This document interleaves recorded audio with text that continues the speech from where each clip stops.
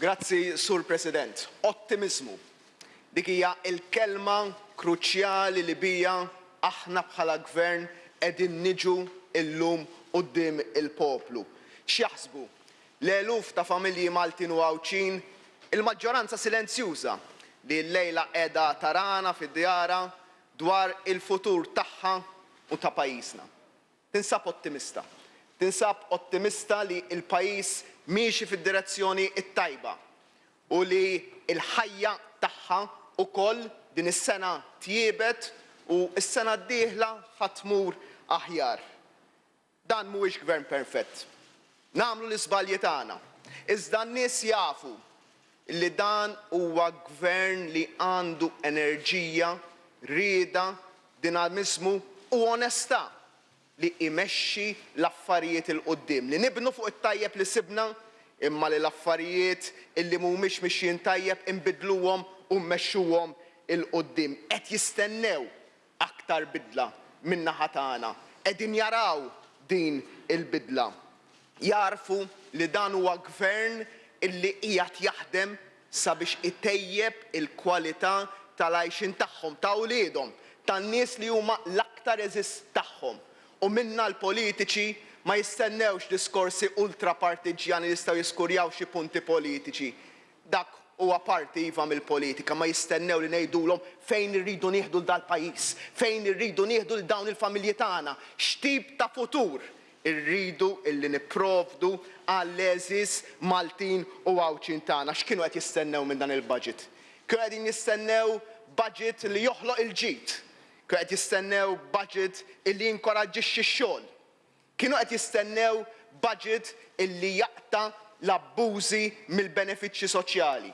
Kienu qed jistennew budget li jippremja l-bżulija. U Sur President, b'wiċċi minn quddiem illum quddiem il-poplu ngħid iva aħna dan kollu għamilnieh.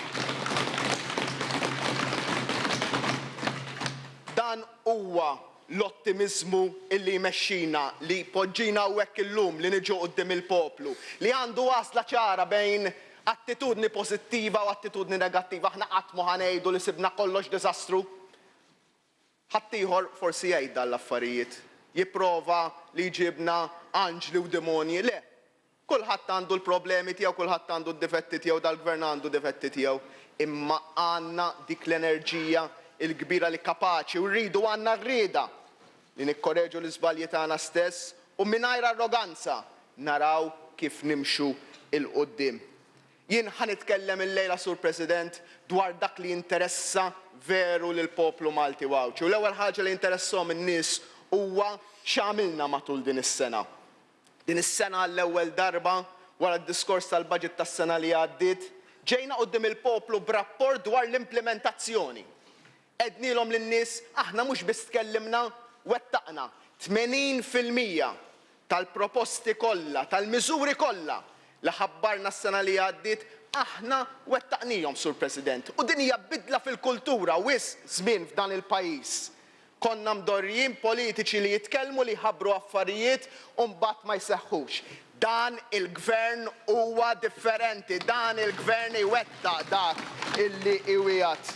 Wettaqna, raħħasna l-kontijiet, tajna childcare b'xejn, naqqasna l-income tax, naqqasna t-taxxa fuq il-part-time, daħħalna mod ta' kif wieħed li jġib il-kirjiet ikun jista' jkollu taxxa inqas, daħħalna l-pensjonijiet privati, tajna inċentivi għal first-time buyers, daħħalna l-garanzija għaż-żgħażagħ.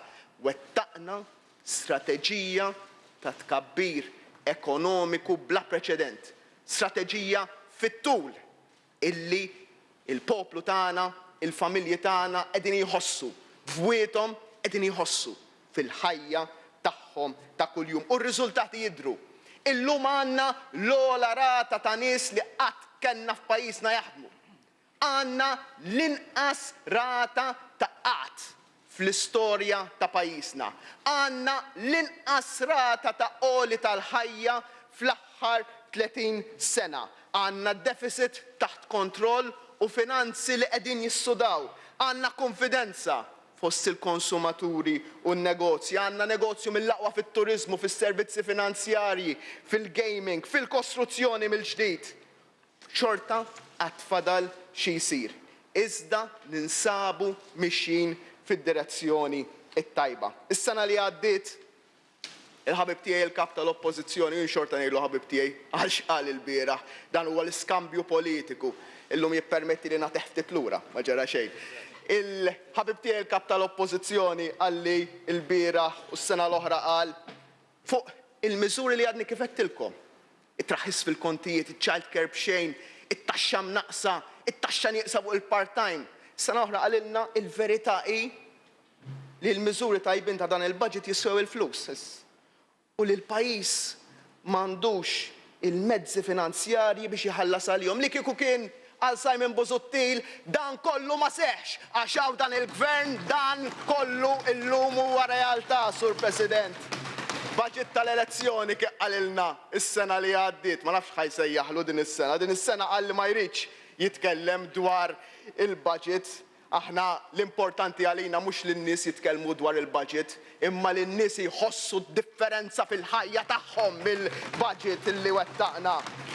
Minkejja tbassir negattiv min-naħa l-oħra, wettaqna u ksibna ir-riżultati u l-familji marru tajjeb. Marru tajjeb minkejja d-diskorsi partiġen ta' kap tal-oppożizzjoni ma baqax jitkellem nhar ta' ħadd fil-każin u mbagħad refalna l-krema tad-diskorsi tiegħu bl-aktar mod negattiv għall-bieraħ. U ġie hawnhekk fil-Parlament li fil-fema tiegħi għamel disservizz għal partit li jirrappreżenta u li jmexxi llum li kellu statisti kbar fih danu. Blar diskors negattiv ngħid jien li smajt minn kap tal-oppożizzjoni, diskors mibni fuq in-negattività u fuq il-politika tal-ejra, fuq il-politika li jipprova jġellet persuna ma' oħra. Diskors immirat biex jitraċpulu ftit nies ta' ġewwa, biex jitaħtpulu fuq spaltu minn għalih u bilan li jagħmel il-partiġjaniżmu għax jaf li jekk in-nies jirraġunaw b'moħħhom u anke b'qalbhom jafu li dan il-gvern qed iwettaq il-mandat elettorali tiegħu. Aħna min-naħa tagħna ħanibqgħu bil-polz bidejna fuq il-polz tal-poplu li nifhmu dak li l-poplu irid min-naħa tagħna, nifhmu d-difetti tagħna aħna maħniex perfetti, imma nifhmu wkoll fejn irridu naħdmu aktar. Kap tal-oppożizzjoni l-bieraħ ftaħar li l-Università qabditu jikkoreġi waħda mit-tliet teżijiet tiegħi fuq l-Ewropa. Naħseb bħal suk għax ma tantx tagħmel affarijiet b'xejn u issa nitkellmu fuq hekk. Issa illum ħanagħtih il-favur lura u mhux ħanżomm flus billi nikkoreġih jien naqra fuq l-ekonomija u naħseb ma tantx għandi aħbarijiet tajba għalik sur kap tal-oppożizzjoni. Fil-budget tas-sena l-oħra, Sur President, ħabbarna li d-deficit tas-sena li għaddiet kellu jkun 2.7% u l-budget u d-deficit għal din is-sena ħajkun ta' 2.1%. Għal-kap tal-oppożizzjoni is-sena li għaddiet għalilna terġa' qed nikkwotah, terġa' għas-sena d-dieħla s-sitwazzjoni se tkun għar. Kassandra tkellem. Intom tafu tagħmluhom il-kalkoli jew ma tafux. Kalkoli mbażrin għalilna dwar id-deficit. Sur kap tal-oppożizzjoni, is-sena l-oħra ilħaqnieh it-target u din is-sena ħanerġgħu nilħuh it-target tagħna. Għax għandna kap tal-oppożizzjoni ma qabad ċart. U m'għandekx tort. M'għandekx tort.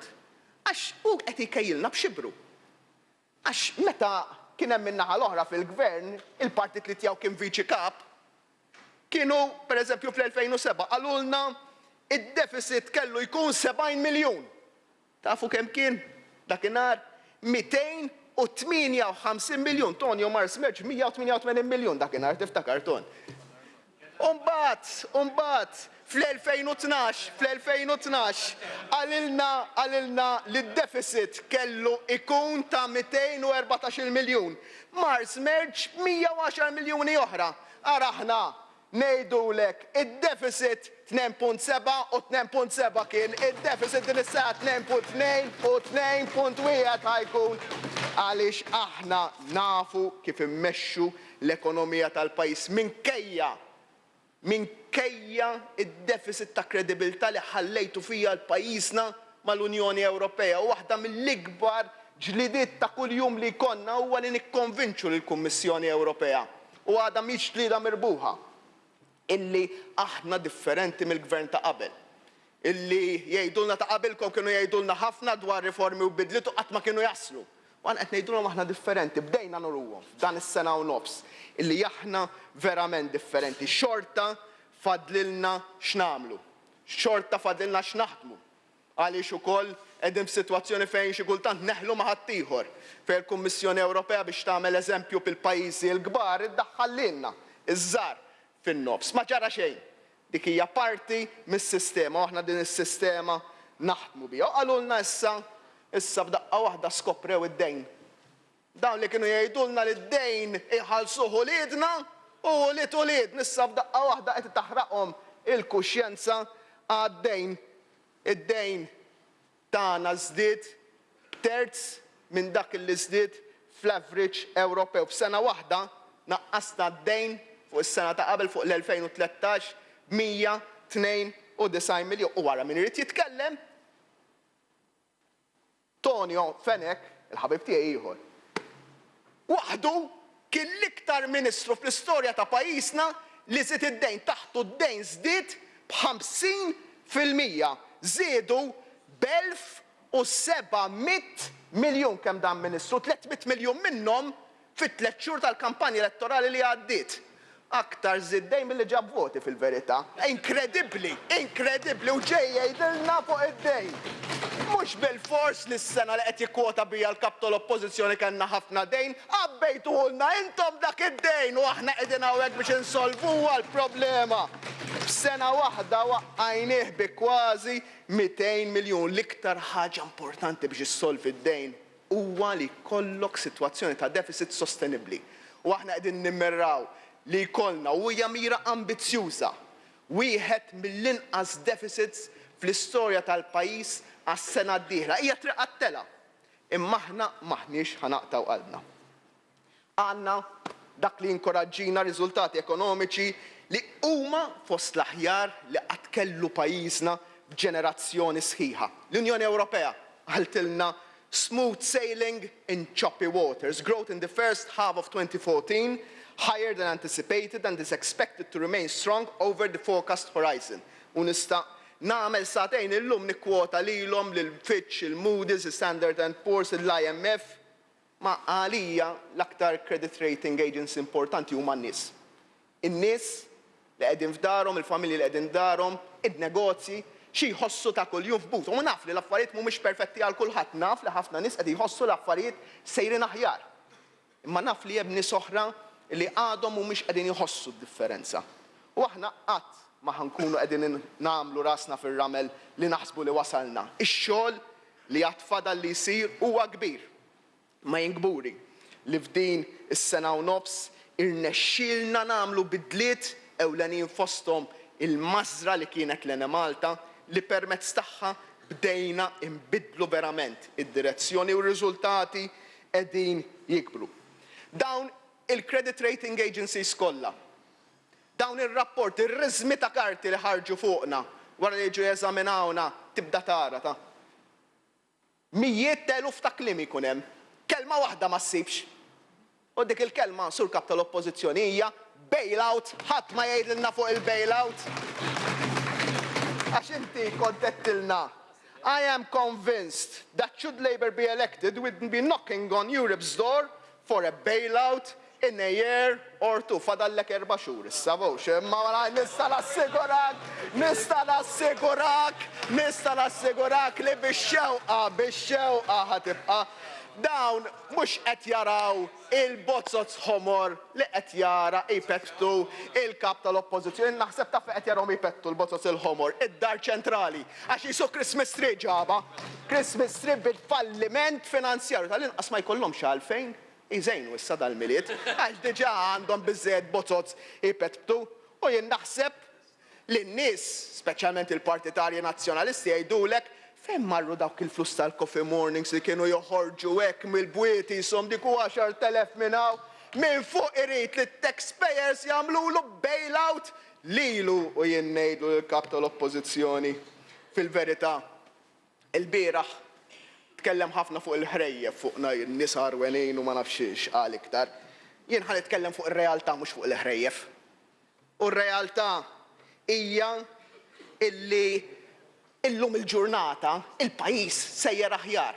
Meta kiteb il-manifest elettorali tiegħu il-kap tal-oppożizzjoni li ftaħar tant illi kiteb hu kien qed jbassar tkabbir ekonomiku pereżempju għal din is-sena ta' 2.8%. Ir-realtà hija tkabbir ekonomiku ta' 3.5%. Il-verità allura dan xi jfisser il-kap tal-oppożizzjoni bil-pjan tiegħu qed jammetti iswed fuq l-abjad illi l-pjan tiegħu kien joħloq inqas tkabbir ekonomiku milli qed joħloq dan il-gvern. U l-familji u n-negozji jafu li dan mhuwiex ir-riżultat ta' kombinazzjoni huwa riżultat ta' ħafna xogħol li sar u li qiegħed isir. Jgħidulna sorprendenti f'pajjiżi oħra, jien ma nara xejn sorprendenti. Għax hawn gvern li huwa sod, gvern li jaf jmexxi, gvern li jieħodhom id-deċiżjonijiet. Forsi tistgħu tgħidulna li xi kultant aħna żorri żejjed bid-deċiżjonijiet li nieħdu jew naġlu żejjed. Dik hija kritika li nieħdu rridu nitgħallmu aktar. Imma għandna sens ta' urġenza li dan il-pajjiż għamel wisq snin jistenna bidliet u dawn il-bidliet issa iridu jsiru. Anka fl-użu tal-fondi Ewropej fejn suppost huma champions dawn tal-fondi Ewropej. Konna qegħdin b'absorption li konna nieħdu 30%, 3 minn kull 10. F'sena biss dellajnihom għal 60% id-doppju tal-fondi Ewropej li qabel kienu jittieħdu għandna llum il-ġurnata. Issa il-kap tal-oppożizzjoni baqa' jgħid fuq il-bozzos il-ħomor fuq il-bejħ, l-esportazzjoni, il-produzzjoni industrijali. Jien mhux ħankun wieħed minn dak li ngħid kollox perfett, iva hemm issues li rridu nittrattaw. Imma jekk il-kap tal-oppożizzjoni llum inkwetat, kemm messu kien inkwetat aktar meta kiteb il-manifest elettorali qabel l-elezzjoni li għaddiet. Għax li semmejt int l-esportazzjoni, ir-retail, il-manufacturing, dak kollha kienu war qabel. U f'dawn is-sena u nofs marru għal l-aħjar. U toħroġ id-differenza kemm dan il-gvern qed jagħmel il-ħidma f'dak illi kienet itbassar ukoll l-Unjoni Ewropea u r-realtà tal-lum. Rapporti tal-Unjoni Ewropea kienu jgħidu meta kien hemm il-gvern ieħor li f'din is-sena li ninsabu fija il-Malta kien ħajkollha tkabbir ekonomiku ta' wieħed u ieħor 2.1%. Din is-sena għandna 3% minflok. It-tieni l-ogħla rata ta' tkabbir ekonomiku fl-Unjoni Ewropea. U s-sena d-dieħla ħankunu rata ta' tkabbir 3 darbiet dik taż-żona euro. Il-konsum tal-familji l-Ewropa kien jgħidulna li ħajkber 1.4% minflok kiber bi 2%. L-investiment fi żmien il-gvern ieħor kienu qed jgħidu jekk jibqa' dan il-gvern l-investiment ħajkber b'5.5%. Minflok b'dan il-gvern kiber bid-doppju, 12%. Ix-xogħol kienu jgħidu li x-xogħol ħajżied b'1.6%. Minflok żied bid-doppju. L-għoli tal-ħajja inqas minn nofs ta' dak li kien imbassar. Iżda l-ikbar sodisfazzjoni hija l-paga reali. L-Unjoni Ewropea kien qed tara li jekk l-affarijiet tibqgħu sejrin kif huma taħt il-gvern ieħor f'din is-sena konna naslu f'sitwazzjoni fejn is-saħħa tal-pagi f'pajjiżna joqsu 0.2%, ġifieri dak li jkun ikollu inqas flus reali fil-but. Minflok is-saħħa tal-paga f'pajjiżna din is-sena żdiedet bi kważi 3%. U għalhekk dan huwa dak li jġib l-ottimizmu. L-ottimizmu mhijiex catchphrase, hija grounded fir-realtà. In-nies qegħdin jħossuha fi bwietu qed jħossuha fit-triqqat fuq il-postijiet tax-xogħol. Fadlilna x'naħdmu, imma d-direzzjoni hija tajba. U din hija fil-fema tiegħi il-mod tas-soċjaliżmu demokratiku modern, sejħula third way jekk tridu. Il-mod ta' kif inti tkabbar l-ekonomija, kif inti tagħti spazju lill-settur privat, ta' kif inti toħloq il-ġid, bad id-differenza bejna ħadd ieħor u kull darba noħolquh dan il-ġid. Naraw li dak il-ġid jitqassam bl-aħjar mod possibbli li nibdew bl-iktar batuti fis-soċjetà u nkomplu nqasmu kont kulħadd kemm jiflaħ u kemm għandu bżonn. Xorta rridu nibqgħu viġilanti biex nibqgħu nkunu kompetittivi bħala pajjiż. Fost oħrajn issa ġej b'attakk enormi u hawnhekk ċert illi ħajkun hawn konsens din il-Kamra fuq is-sistema ta' tassazzjoni ta' pajjiżna. Ma fħabba affarijiet li għamel ħaddieħor mhux aħna, ħaddieħor pajjiżi oħra ġifieri. U m'hemmx dubju li fis-snin li ġejjin ikun min ikun fil-gvern irid ikun hemm viġilanza sħiħa biex il-kompetittività li għandna aħna bħala pajjiż tibqa' hemmhekk. Ħandur biex nitkellem fuq ix-xogħol. L-iktar ħaġa li tinteressa lin-nies, Sur President, waħda mit-top items fuq l-aġenda tal-familji tagħna. Is-sena l-oħra kap tal-Oppożizzjoni tkellem ħafna fuq ix-xogħol u beda jgħid illi ma kenniex pjan. Issa meta qal li ma kenniex pjan u li ma jisir xejn fuq ix-xogħol, din is-sena sirna l-iktar pajjiż fiż-żona tal-ewro li ħoloq postijiet tax-xogħol, Sur President. Kien bassar il-kap tal-Oppożizzjoni bdew jgħidulna 8,000 u mhux 8,000, kien bassar qatt rekord. Illum għandna l-inqas rata ta' qatt fl-istorja ta' pajjiżna. U fil-waqt li l-Unjoni Ewropea tirrevedi l fuq l-istimi tal-qatt tal-pajjiżi oħra Ewropej, tagħna tirrevedihom l-isfel u dan meta ma suppost m'għandniex pjan. Murġibna għandna pjan għala x'kien jiġri Alla jbierek, Sur President.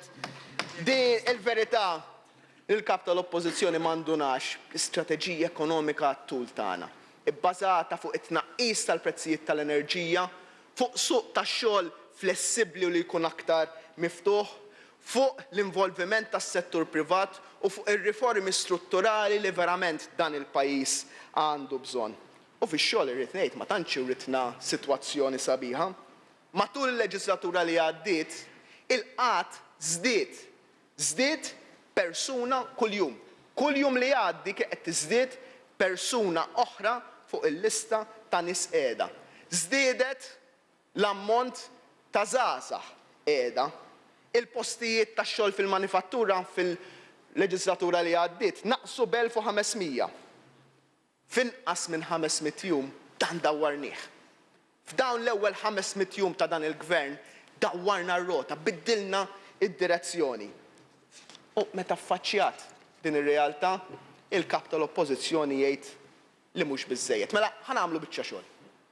Ejja nqabblu l-ewwel 500 jum ta' dan il-gvern mal-aħħar 500 jum tal-gvern ta' qabel fejn hu kien viċi kap, kien responsabbli ta' dak li qed jiġri. Fl-aħħar 500 jum taħt il-gvern ta' qabel inħolqu 6,900 post tax-xogħol. Fl-ewwel 500 jum ta' dan il-gvern inħolqu 13,600 post tax-xogħol, id-doppju biex kulħadd ikollu idea ta' x'qegħdin ngħidu jisek batti l-popolazzjoni tista' taħdem f'għawdex u sibtilha xogħol f'500 jum. Immaġinaw l-estent ta' tkabbir ekonomiku kif issarraf li ġie li jilħaq il-kulħadd. Li ġie illi iva għaw aktar xogħol f'pajjiżna. Fis-5 snin ta' qabel kellna persuna kuljum illi kienet qed tiżdied mal-lista tal-qatt. Issa f'dawn l-ewwel 500 jum għandna persuna anqas qiegħda kuljum, kull ġurnata li tgħaddi taħt il-gvern ieħor kienet tiżdied persuna fil-lista tan-nies qiegħda. Taħt dan il-gvern tonqos persuna mill-lista tan-nies qiegħda. 3 minn kull 5 persuni li ħallewna bla xogħol fl-amministrazzjoni l-oħra issa sabu xogħol.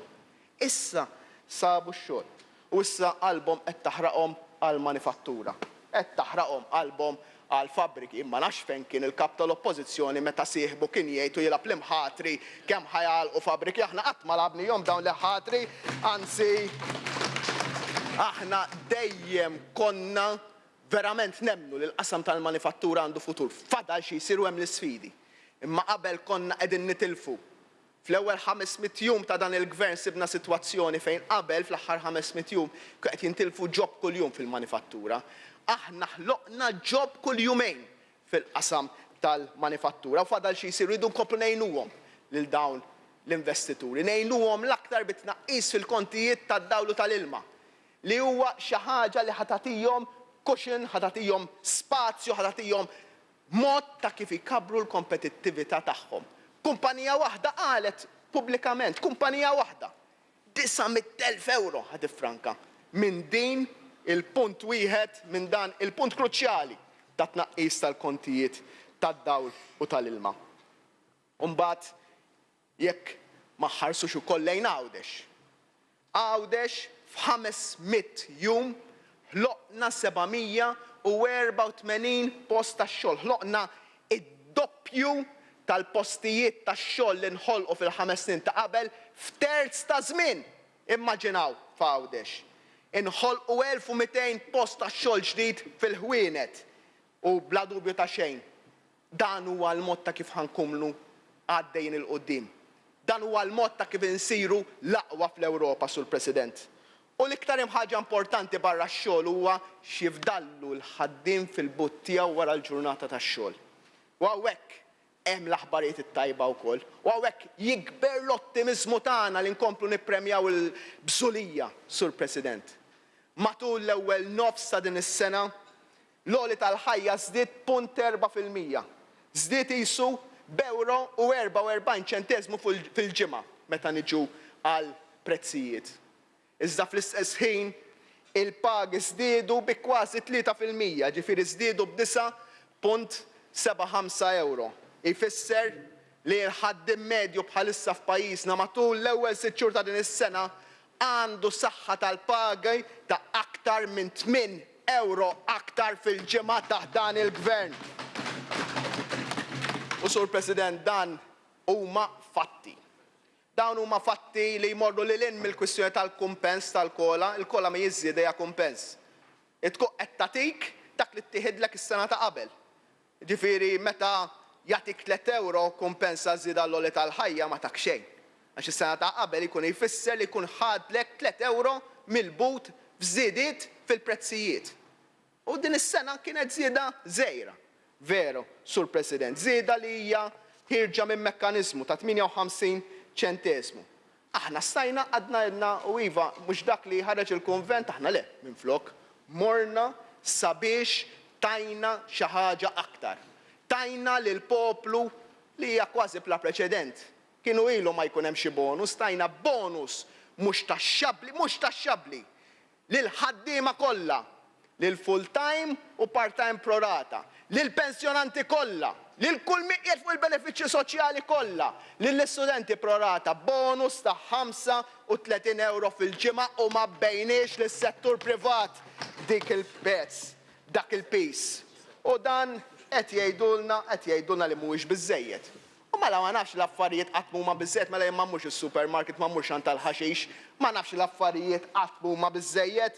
Imma ħanejdu ħaġa ta' lill-kap tal-Oppożizzjoni għalilna ftit wisq il-€35 għasinduna illi jekk tot iż-żieda l-għoli tal-ħajja u il-bonus flimkien li huwa mhux taxxabbli huwa eżatt, anzi iktar huwa aktar milli ta' huma bħala kola fl-2011. Intom Sur Kap tal-Oppożizzjoni.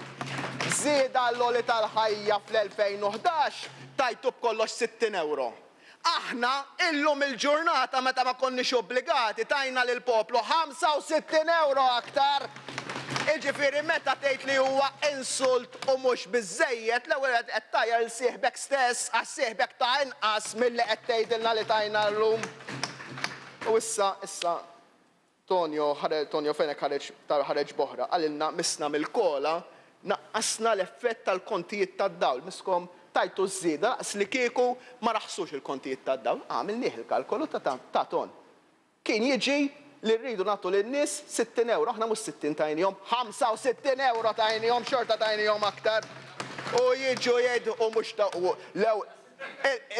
Tonio Fenek qed jgħid li ma tafx tikkalkula. Żgur li ma nfallix id-deficit b'110 miljuni ton ċeħ kemm hemm aħna spot on bil-kalkoli tagħna. U jiġu jgħidulna li insult ħanejdilkom x'inhu insult. Insult mhux li tagħti €35 lin-nies.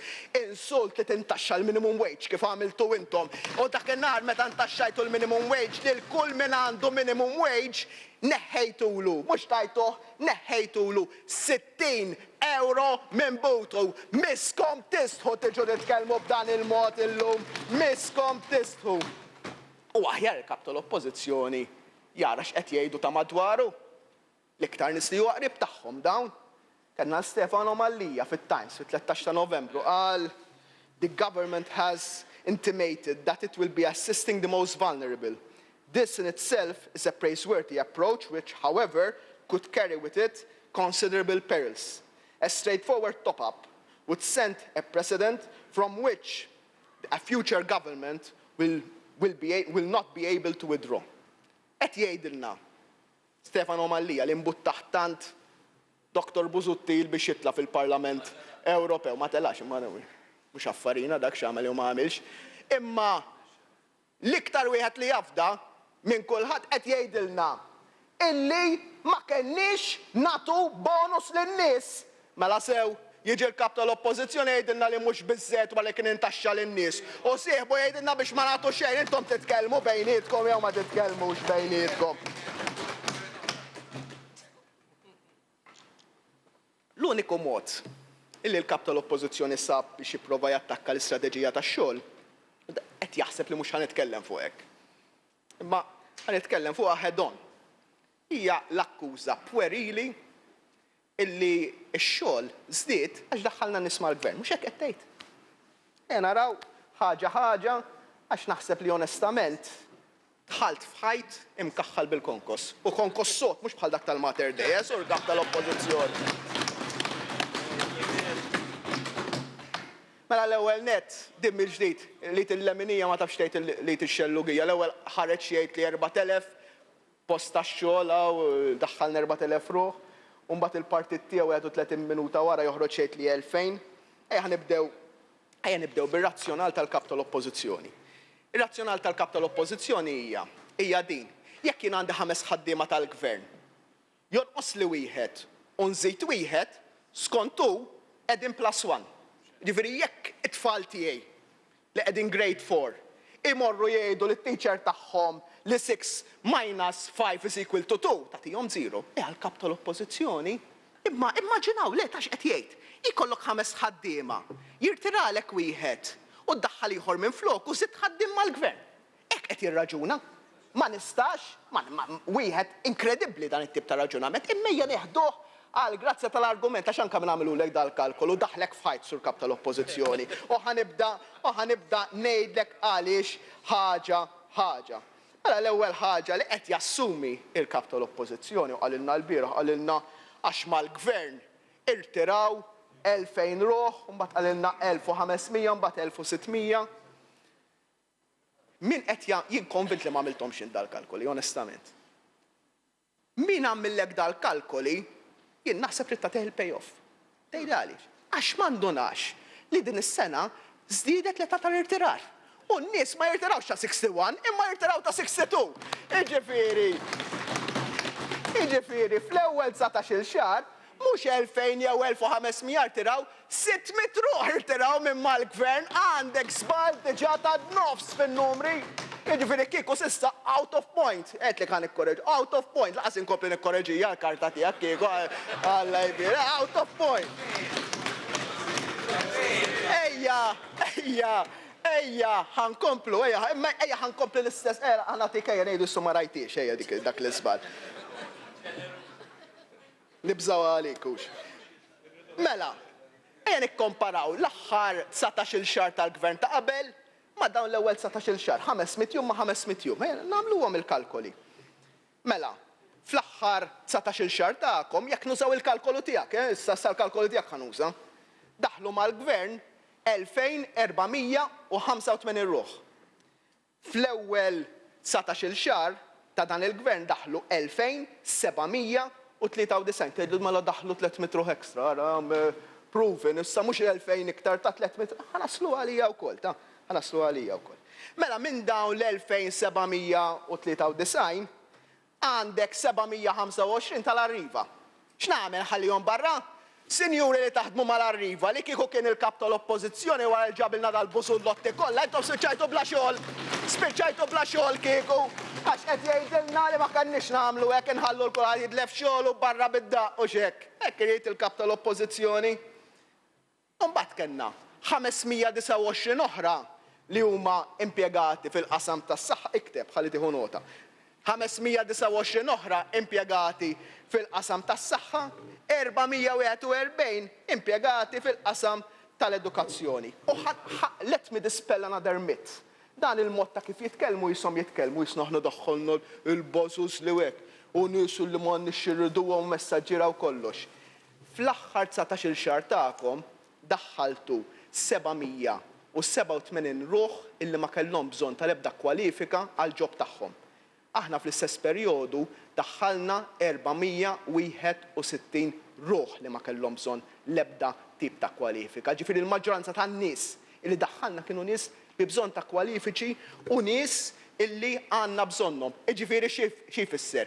Ifisser li d-differenza minima ta' nies li daħlu iktar mal-gvern taf min kienu 1000 ruħ li daħħalna bħala LSA sa tfal tagħkom, bħala nurses li jieħdu in-nies fid-djar tal-anzjani, bħala tobba, bħala nies bħala teachers li jieħdu il-loliedkom, hemmhekk marru in-nies. U mbagħad is-sabiħa x'din is-sabiħa fadal 90 ruħ xitħlu studenti fil-qasam tas-saħħa li għadna ma daħħalnihom xi jaqbeż Claudio Grek jagħmilna press conference għalilna għaxaw dawn id-90 ruħ. Għadhom ma daħlux mal-gvern dawn l-istudenti, jien ngħidilhom mela mhux ħatidħlu imissa kif nitlu l-kap tal-oppożizzjoni ħajjgħid li daħħalt aktar nies mal-gvern. Naħseb aħjar titkellem ftit ma' Claudio Grek sur kap tal-oppożizzjoni ħalli tkunu tistgħu taraw l-affarijiet sew. Taf x'inhi mal-verità kif tidħol is-sistema ġdida tat trasport pubbliku ħajonqsu b'daqqa ta' pinna waħda. 700 ruħ mas-servizz pubbliku. U meta tnaqqas dawk is-700 ruħ l-ammont ta' nies illi jaħdmu mal-gvern, il-livell ta' impjiegi tal-gvern ħajinżel għal 26.4%. Xi jfisser? Ifisser l-ammont ta' impjiegi mal-gvern kif jitilqu n-nies tal-arriva ħajkun inqas minn dak illi ħallejtulna intom. U mbagħad ħasba ieħor il-bieraħ ma rrepetiex imma kien qala barra xi ħadd jidher li korreġih. Beda jgħid għax dawn in-nies ħajjiswew 65 miljun iktar. Bum hekk tefaħħa. Ibdejt da 65 miljun minn fejn ġejjin. Tinduna illi qed jgħid qed jieħu konsiderazzjoni iż-żidiet tal-collective agreement. Ton, se postetlu inti firmajtu. Dan qed jieħu iż-żidiet tal-collective agreement fin-nofs, jiġifieri qed jippretendi li din is-sena l-ħaddiema tal-gvern ma jieħdux żidiet.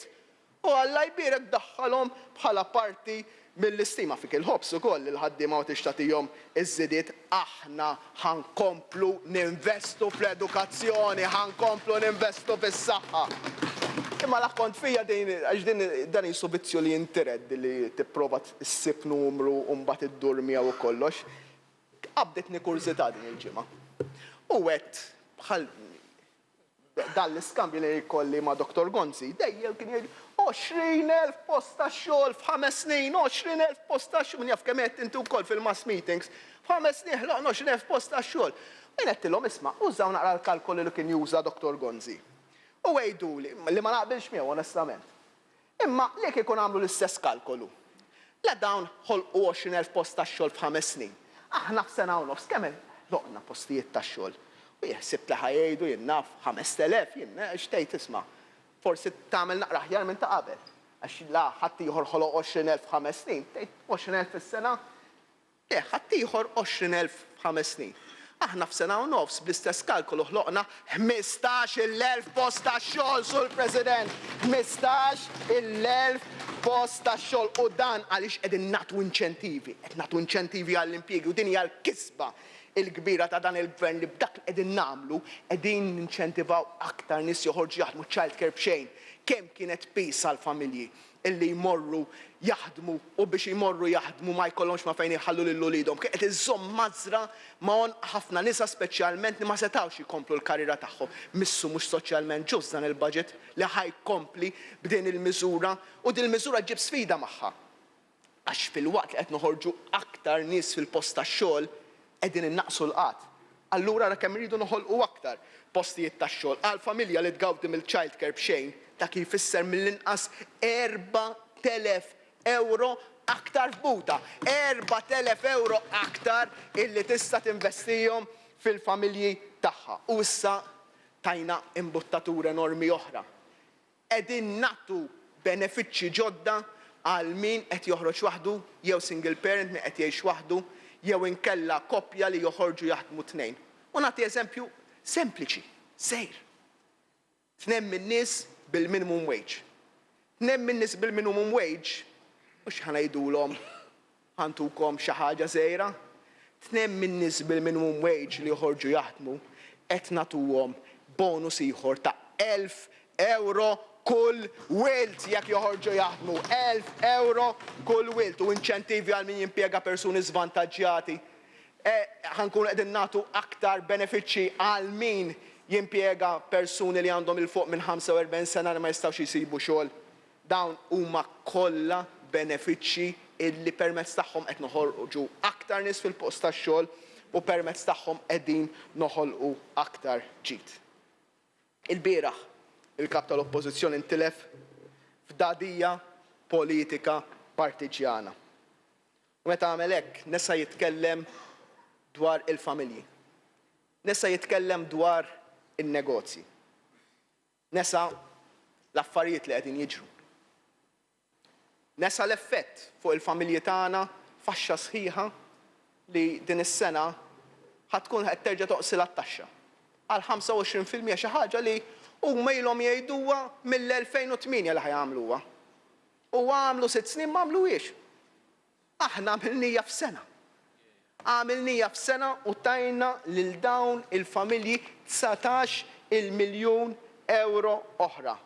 Imma nifhmu li hemm kategoriji oħra tas-soċjetà u din nifhmuha illi issa rridu naħsbu aktar dwarha. Dik is-sezzjoni tal-middle class illi ma gawditx minn dan ir-roħs.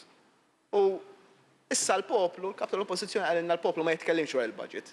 Poplu ma jitkellimx dwar il-budget għax draħ budget tajjeb. Qabel kien budget tas-swat u kulħadd jitkellem dwaru. Dan huwa budget tajjeb kif kellna s-sena l-oħra, kif għandna din is-sena, kif ħajkonna s-sena d-dieħla ta' wara u sakemm jabqgħu jagħtuna fiduċja n-nies ħankunu qegħdin nagħmlu hekk. U aħna ħankunu qegħdin issa inħarsu lejn dik is-sezzjoni tal-middle class u lejn dawk il-pensjonanti illi għadhom ma ntlaqtux biżżejjed pożittivament minn dawn il-miżuri. Imma x'għamilni iktar? Ja possibbli inti li qed tarana mid-dar li tinsab pregnant temmen illi kenna li għandna miżura bħalli żidna l-benefiċċju tal-maternity leave b'16 euro fil-ġimgħa l-erba' ġimgħat u l-kap tal-Oppożizzjoni ma jgħid xejn dwar hekk.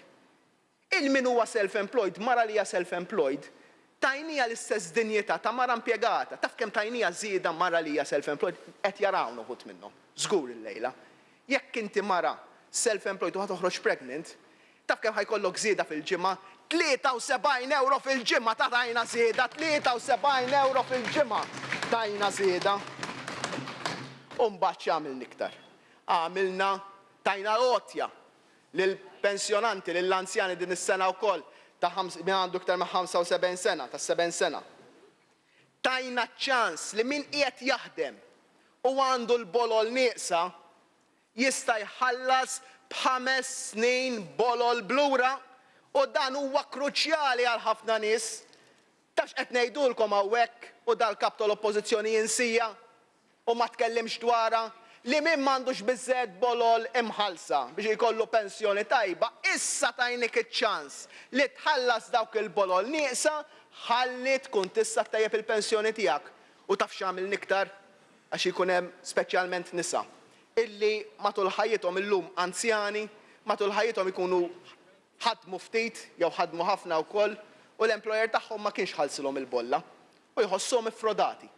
Iħossuhom nies illi jgħidulek ara jien kif spiċċajt bil-kemm għandi pensjoni minima. Lil dawn in-nies ma ngħidulhomx hard luck ta' taf x'għamilna din is-sena? Lil dawn in-nies qed nagħtuhom 200 euro ekstra fuq il-pensjoni tagħhom, 200 euro ekstra. Il-kap tal-Oppożizzjoni dan insih kif nesa jitkellem miskejn fuq il-private pensions. Familja li kapaċi ġemma xi ħaġa tal-flus biex jkollha pensjoni privata, issa ħantuha mill-inqas 300 euro lura fis-sena benefiċċju tat-taxxi. U gruppi speċifiċi wkoll li kien ilhom jiġu mwiegħda u aħna smajnihom. Lin-nies tas-civil protection. In-nies tas-civil protection issa kollha tajnihom id-dritt li jirtiraw wara 25 sena servizz.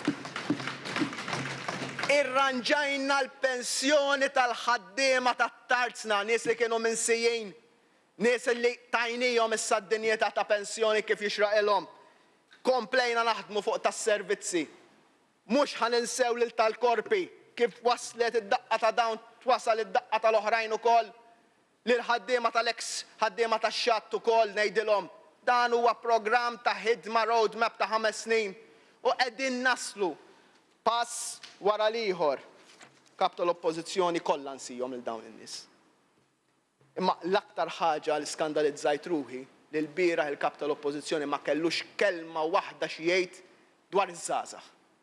Il-futur ta' dan il-pajjiż. Kap tal-oppożizzjoni prefera jkun partiġjan milli jitkellem dwar fejn sejrin bħala pajjiż biż-żgħażagħ tagħna. U aħna l-żgħażagħ tagħna għandna fiduċja assoluta fihom. Nafu bis-suċċessi li qegħdin jiksbu. Nafu wkoll li hemm settur ta' żgħażagħ li għandhom bżonn aktar għajnuna. U għalhekk meta ħadd ieħor kien jgħidilna li m'għandniex bżonn għall-garanzija taż-żgħażagħ aħna għedna le. U bdejna kampanja fuq livell Ewropew ukoll biex ikollna l-garanzija taż-żgħażagħ ta' tagħlim, taħriġ jew xogħol biex iż-żgħażagħ kollha li ma jkollhomx xogħol u ma jkunux fl-edukazzjoni jingħataw taħriġ. U din is-sena ħankomplu ninvestu 700 żagħżugħ ieħor. Żagħżugħ u żagħżugħa ħajkollhom traineeships, 200 oħra ħajkollhom work trials.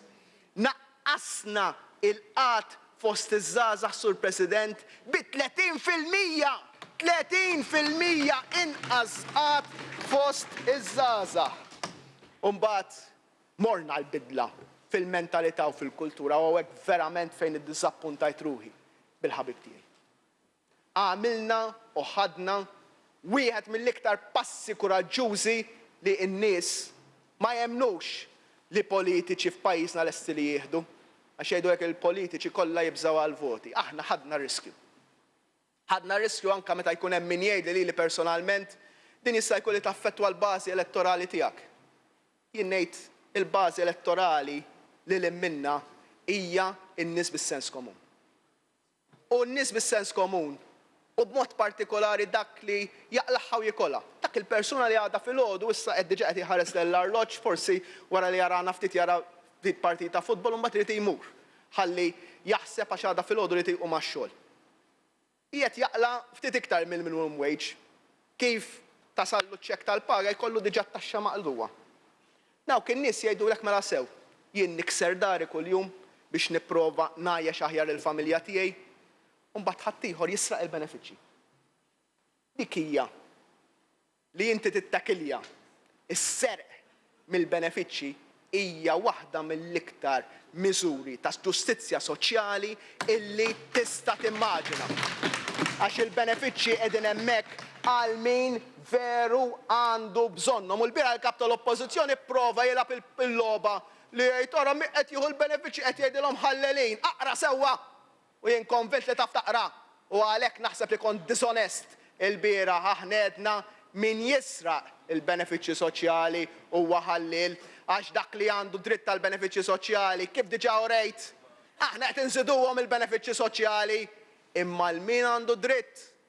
U għalhekk qegħdin nagħmlu xi ħaġa li tista' tiswina l-voti ħbib tiegħi.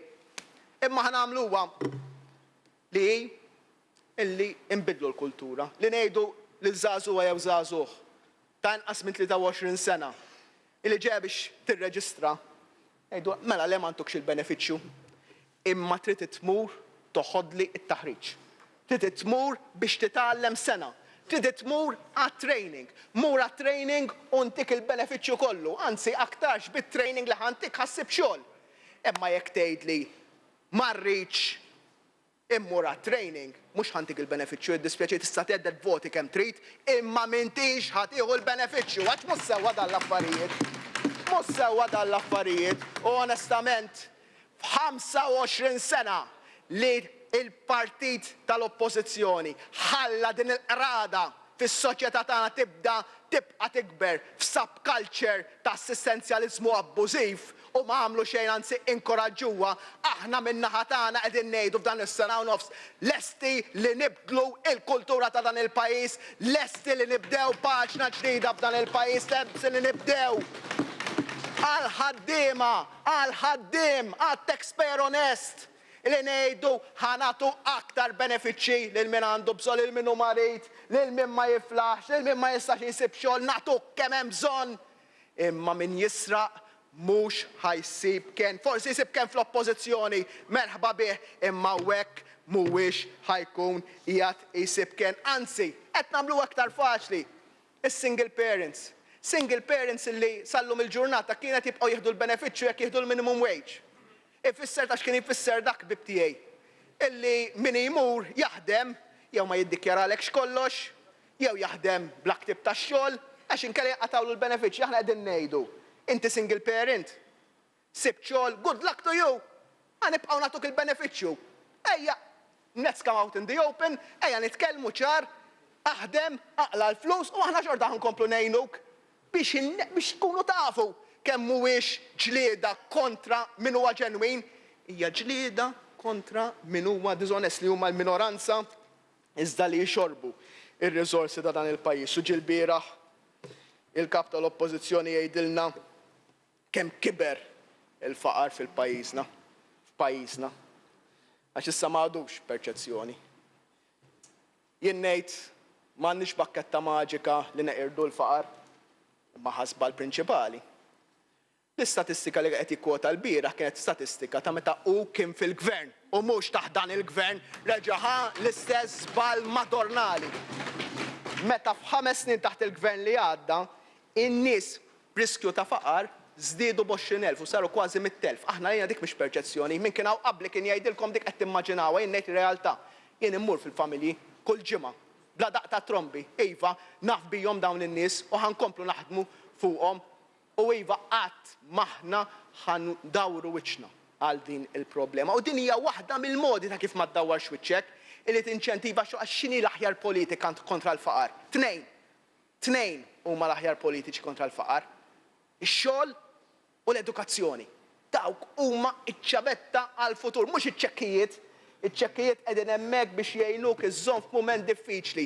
Trid tinvesti fil-pajjiż, trid teqret il-faqar, għati l-edukazzjoni lit-tfal u għati x-xogħol lil dawk it-tfal wara li jeħirġu mill-iskola.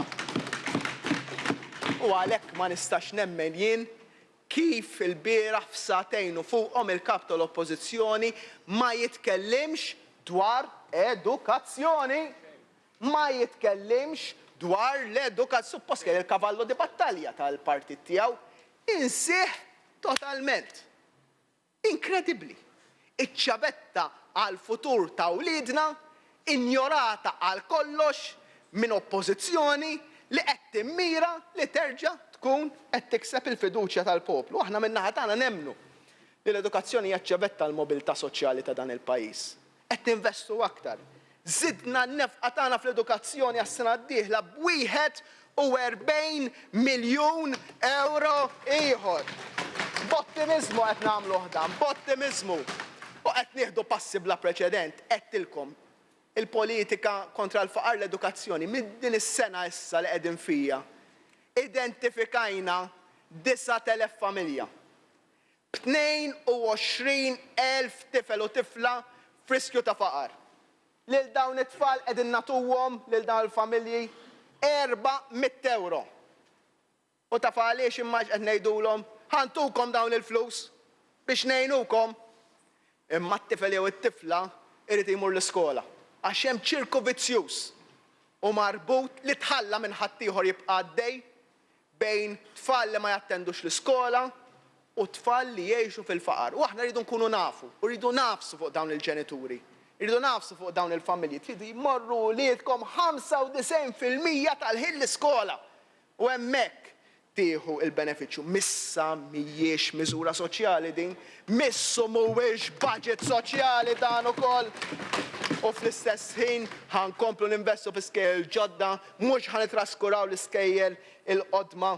Ħanibdew nagħtu is-sabbatical għat-teachers li t-teachers iridu jkomplu jittrenjaw nagħtuhom sena off imħallsa biex jkunu jistgħu jkomplu t-taħriġ tagħhom fis-suġġetti li mbagħad jgħallmu lil-uliedna. U mbagħad xi ħaġa li issa ħajqumu kisa di għax ma jifilħux ismawha. Zidna l-istipendji mill-ġdid! Zidna l-istipendji mill-ġdid! Issa ħajdulna ftit u sens u għaraj, kemm xewwixtu fuq u fuq varis li ħanaqat naqtaw istipendji. Kull sena ħankunu qegħdin inkomplu dawn l-istipendji. U tajnijhom il-bonus prorata wkoll u issa l-istipendji huma tax free għal min qed jistudja u qed ikompli l-karriera tiegħu. u tajna software lill-40,000 student b'xejn investejna 4 miljuni f'dawn l-istudenti qed ninvestu aktar fl-MCAS u l-università li kontu tbeżżawhom li ħanalquha jew ma nafx xiex. Żidna in-nefqa tagħna f'investiment kapitali fl-università ta' kemm b'55% aktar nefqa f'investiment fl-università. Mela, l-iżball enormi li ma jitkellimx dwar edukazzjoni u l-iżball enormi li jirredikola l-qasam tas-saħħa. Jien il-bieraħ kont qed nistennih li jitkellem fuq il-qasam tas-saħħa u jkollna diskussjoni u kritika iebsa qegħdin fuq il-qasam tas-saħħa fejn tibna u fejn għadna ma wasalniex. Hekk kont nistenna. Mhux sufjett. Ma ngħidlu jien l-kap tal-Oppożizzjoni fejn wasalna u din hija ħidma li bdiet mill-ewwel ġurnata ta' dan il-gvern u bdew jidhru riżultati u issa qed ikomplu jidhru. Aħna meta dħalna għal din ir-responsabilità sibna sistema tal-POIC tal-ispiżerija tal-għażla tiegħek fejn kellha 130 mediċina out of stock. Ħdibna u llum irnexxielna lill-mediċini out of stock b'mod konsistenti minn 130 issa niżżilnihom għal 5 mediċini biss out of stock. U dawn. Taf x'kien is-soluzzjoni tiegħu? Mhux tanka tal-grocery kollu l-piżelli out of stock diks, tiftakru jgħidlek? Mela kien jgħidilna l-grocery kollu l-piżelli out of stock. Tant kemm kienu qataw qalbhom mis-sitwazzjoni. Minflok aħna ħdimna u niżżilna s-sitwazzjoni ta' mediċini out of stock għal livelli żgħar li rridu nkomplu naħdmu fuqhom. U issa nista' ħabbar illi ġie konkluż il-Heads of Agreement biex jibda proġett pilota f'żewġ lokalitajiet illi permezz tagħhom ħassir weda oħra. Il-mediċini ħanibdew wasluhom fid-djar tal-anzjani, Sur President ukoll. Il-waiting list. Ejja nitkellmu dwar il-waiting list. Għad għandna problemi fil-waiting list. Insko qed nistenna kif qed tistennew intom qed tistennew operazzjoni li l-kap tal-Oppożizzjoni jitkellem fisimkom. Injorakom! Għax kien jippreferi jitajjar milli jitkellem dwar l-affarijiet serji, ma nitkellem jien dwar it-tajjeb u l-ħażin. Għandna postijiet fejn għandna ma wasalniex. Oqsma bħal hip replacement, bħal knee replacement, le ħadna ma wasalniex hemmhekk fl-ortopedija. Affarijiet oħra wasalna. Per eżempju, l-MRI iwritna waiting list ta' 18-il xahar, issa il-waiting list minn 18-il xahar niżlet għal 5 xhur. Fil-katarretti minn 26 xahar niżżilnija għal 12-il xahar. L-ECG minn waiting list ta' 33 xahar niżżilnija għal 11-il xahar. L-angiograms kont tistenna 6 xhur illum tmurru tinqedha m'għadekx tistenna fuq l-angiograms. U ħankunu qegħdin naħdmu aktar, ħanitlu b'sistema li ħankunu qegħdin naħdmu mal-ispeċjalisti. Ngħidulhom tuna dan ix-xogħol matul il-ġimgħa. Għamlu dan in-numru ta' interventi u ħanibdew proġett pilota. 10 interventi kull wieħed għall-argument qed nivvinta numru. Jekk tagħmel dawn l-10 interventi, jien ħanikkontrattja minn għandek, ħanixtri minn għandek 5 interventi oħra matul il-weekend jew fi żminijiet oħra meta ma tkun xogħol. Inħallsek. Jaqbilli xorta. Għax għandi l-Mater Dei li huwa sptar li mhux qed jiġi użat kollu kemm hu l-faċilitajiet tiegħu f'dan il-qasam, qed nifranka l-flus fil-verità u qiegħed naqta il-waiting list. Dak huwa t-triq il-qoddim. U ħammorru aktar affarijiet oħra, ħammorru fuq il-white paper fuq l-donazzjoni tal-organi, xi ħaġa li hija qalbi ħafna. U nixtieq li konna diskussjoni anke jekk jista' jkun ftit azzardata f'dan il-pajjiż dwar fejn ħammorru dwar id-donazzjoni tal-organi. Nemmen li nistgħu nkunu fuq quddiem ħafna f'dan il-qasam. Kap tal-Oppożizzjoni l-bieraħ għażel biss li jitkellem dwar ir-redikola. Xi ħaġa li fil-fema tiegħi serjissima. Il-kwestjoni tal-konkos tal-isptar. Għalilna inti jekk inti trid tibni għas-solar. Tibni għas-solar toqgħod tara li tista' jinbena solar ieħor fuqhom Alla ma ġiex perid dan ngħid jien. Għandu xi wieħed jiserraħ moħħu fuqu, għalilna ma ġara xejn hux. Din x'inhi biċċa xogħli. Fatt daqstant serju. Fejn diġà qiegħed jipprova jagħti lil min huwa responsabbli ta' dan kollu. Aħna ħankomplu għaddejjin biex naraw min huwa responsabbli ta' dan kollu. U issa diġà twaħħad miegħu twaħħad miegħu judge and jury diġà l-ewwel każ fejn iddeċidejt m'għandux x'jaqsam daqshekk. U beda u jgħajjar lin-nies min għażilna u intom mhux veru taħdmu ma' kulħadd. Misna ma naħdmux ma' kulħadd. Is-CEO tal-Fondazzjoni tas-Servizzi Mediċi żammejnieh sakemm spiċċa l-kuntratt, ma ċaqlaqniex. Anzi, ġeddednielu għal 3 xhur, m'intix informat sewwa għal darb'oħra. Ġeddednielu għal 3 xhur. U f'ment minnhom ġie jgħidilna qalilna ħanitlaq ta' nilu itlaq mhux problema. Taffem mar jaħdem CEO mal-Partit Nazzjonalista u dan żammejnieh aħna għal sena u fuqhom misna ma naħdmux ma' kulħadd aħna. Jitkellem fuq in-nepotiżmu għax ma nitkellmux fuq il-ħabib tiegħek li daħħalt jaħdem dar Malta lejlet l-elezzjoni, nitkellmu fuq in-nies, nitkellmu tajna nsemmi l-ismijiet ta' toqgħodx taqleb għajnejk għax taf għal meħed tirreferi. U żammejnieh xorta. Titkellem fuq il-meritokrazija, kieku teżisti meritokrazija fil-partit tiegħek inti ma lħaqx kap l-ewwel wieħed ġeħ kemm hemm.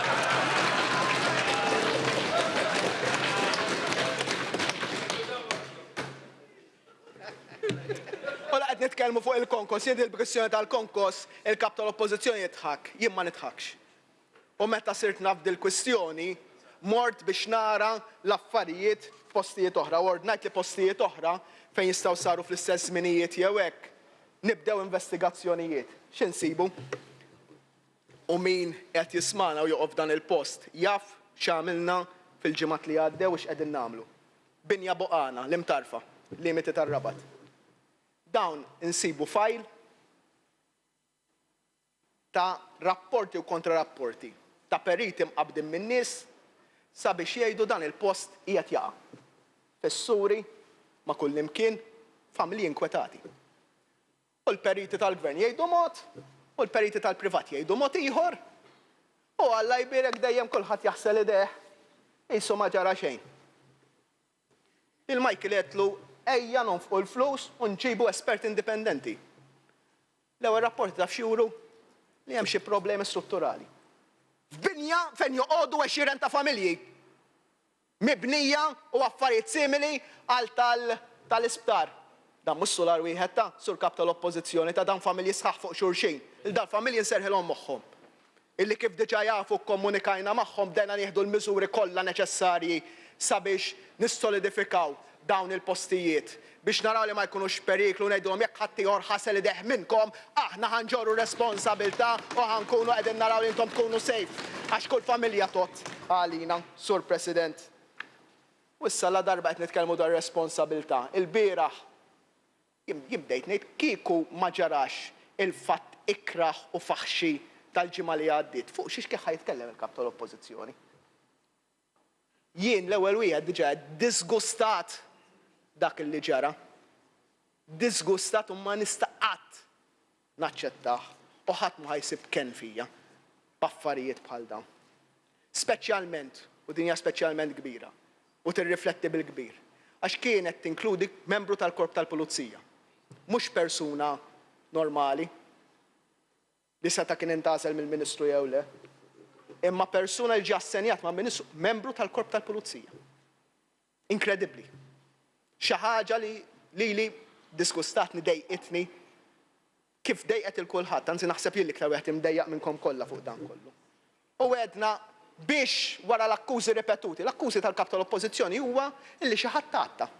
Dik hija l-akkuża, u hija akkuża gravi, jien noħodhom bis-serjetà affarijiet bħal dan. U għedna min aħjar minn 3 ex ġudikanti biex jgħidulna biex investigaw, min investiga jien. Kap tal-Oppożizzjoni Sherlock Holmes investigaw judge and jury lessa għataħħa l-kundanna. Aħna 3 persuni indipendenti, kulħadd jitla jixed, jgħidulna jekk kienx hemm cover-up jew le u nieħdu l-passi li hemm bżonn li nieħdu. Anzi, għamilna l-pass bla preċedent li ktibtlu għetlu. Għażel int persuna tal-fiduċja tiegħek biex itmexxija inti l-inkjesta, imma ma jinteressax mill-verità. Jinteressaħ biss li jipprova jgħix u jikkrea dimensjoni għali anke l-bieraħ u barra ġib ex-pulizija 120 rom. Aħna jekk ikun issa edok bozz aħna nibżaw għalik ċeħ kemm. Naħseb li xi ħadd ħajkun qed jagħmellek xi ħaġa ħobbok tant jasra. Aħna dan irid jibni storja narrattiva li ma teżistix. Qegħdin ngħidu isma' għażel inti persuna biex tmexxi l-inkjesta ma rridx illi jagħmilha. U ma ftakart għax qed l-istriet imma xi darba talabni biex nagħmel inkjesta dan. Qed iva mela ftakart kien talabni biex nagħmel inkjesta fuq ġlieda jew battibek li kien inqalant is-ser kien ir-rabat ħanut tal-pastizzi. Kien hemm JPO Franco wieħed milli jaħdem miegħek. Ħriġ tqarrija tgħidli għamel inkjesta indipendenti. Mela sewwa. Fuq battibek f'ħanut tal-pastizzi iridni nagħmel inkjesta. U fuq fatt daqshekk gravi ma jridni nagħmel xejn. X'affarijiet dawn. X'affarijiet irid ikun judge and jury. Irid ikun l-ewwel wieħed irid inkun naf min żgwida jekk kien hemm min żgwida.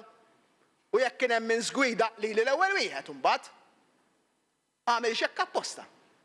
Affarijiet din tal-warning shots u tiri flajru dan l-affarijiet kollha. Taħsbu li jimpjaċiru gost tiegħi li narab dan l-affarijiet. Jekk inkun għamil xi ħaġa jien l-ewwel wieħed mela nkun qiegħed ngħid din huwa prezz politiku ta' xi ħaġa li deċiżjoni li ħadd u ħadd deċiżjonijiet u nġorr il-prezz politiku. Ma taħsbu li pjaċir tiegħi li jkolli bniedem bħal dan illi għamel bawxata bħal din li Alla ħares qatt ġara xi ħaġa oħra bġieħ kemm hemm x'pasta żgħata u għalhekk jien tlaft il-kap tal-Oppożizzjoni sabiex jidħol ħalli jkunu garanti wkoll biex żgur ħadd ma joħroġ jgħid illi b'xi mod jew ieħor xi ħadd ħeba il-verità. Għax imbagħad fl-aħħar mill-aħħar jekk iridu noqogħdu joħroġ informazzjoni l-għada fil-għaxija fil-mezzi tax-xandir tiegħu fid-dagħdija qalu ġlieda enormi ta' mitroħ iż-żejtun. Mbagħad dak cover up xi ħadd immisinformak ħażin u l-mezzi tax-xandir tiegħek ħarġu xi ħaġa kienet totalment falsa. Ġifieri rid tiżvija ma nafx jien. Taf x'ngħid biss li din l-inkjesta għandha tkun mod ta' kif l-affarijiet jimxu aħjar. U anke dawn tal-armi min jiġor l-armi dan isu Manuel Mallija qiegħed jagħmel xogħol kruċjali pereżempju fit-tindif tal-ħabs mid-droga. Kruċjali. U jilli jkollu sigurtà miegħu għalija importanti. Importanti għax jien naf it-teddit li jirċievi l-Ministru ma noqogħdux immorru nxandruh mal-erba' tirjieħ. Li nkonċernat il-persuna li kellu aċċess għall-arma jekk dan u hekk. Issa mela nneħħu l-iskorti kollha. Nibdew minn sieħbek minn RCC, skort armata għandu. Mhux hekk. Nibdew bl-ex-presidenti, hemm wieħed minnhom żgur għandu skort armata. Jien ngħid mhux il-kwistjoni jekk skort armata jew le, ir-responsabilità ta' min qed jiġor l-arma ġieħ kemm hemm. U aħna ddiskustati dak illi ġara u rridu illi toħroġ il-verità. Imma punt ieħor laqgħet fiha jien il-bieraħ smajt argument puerili min-naħa tal-kap tal-Oppożizzjoni dwar il-ġudikatura, meta attakka lil Owen Bonnici. Għallu, inti għax kellek inċident fil-karozza u tlajt quddiem maġistrat, ma missek x'għamiltek, għax dan irid minn għandek. Għallu, l-ewwel nett qed jitfa' l-ġudikatura li jisa ġudikatura tinxtara fuq kwistjoni bġieħ kemm Alla ħares qegħdin hekk. Ma t-tieni nett allura kull darba li nkelli xi kawża ta' libell ma' Chris Said meta kien Ministru tal-Ġustizzja għatawha favorih għax kienu jibżgħu minnu. X'affarijiet dawn, x'affarijiet dawn. U anke ta' il-bieraħ abbużajt mill-privileġġ parlamentari, akkużajt lil Owen, akkużajt lil Anton fuq affarijiet illi l-mezzi tax-xandir tiegħek kitbu iswed fuq l-abjad li qegħdin jirtirawhom. Fuq kwestjoni ta' Anton qalu jiddispjaċihom u rtiraw il-gidba li gidbu fuqu. Fuq Owen qalu jiddispjaċihom u jirtiraw il-gidba li gidbu fuqu. U inti hawnhekk iqdejt bil-privileġġ parlamentari biex terġa' tgħid l-istess gideb. Terġa' tgħid l-istess gideb. Issa nkomplu nitkellmu fuq l-ekonomija, Sur President. Ejja nkomplu nitkellmu fuq l-ekonomija, aħna rridu li l-ekonomija tkompli tikber. Aħna favur suq miftuħ, imma li jkun level playing field. U jien meta nkun qed nitkellem man-nies li għandhom in-negozju jgħidu li sewwa mela jien inħallas it-taxxi, jien nimxi kollox by the book. U mbagħad jiġini xi ħadd bit-trailer minn x'imkien jibda jbieħ isu ma ġara xejn. U aħna għedna din l-affarijiet trid tispiċċa. Waħda mill-bidliet il-kbar li għamilna kienet illi bdejna nneħħu u ħanku qegħdin nibdew inneħħu l-ecotax.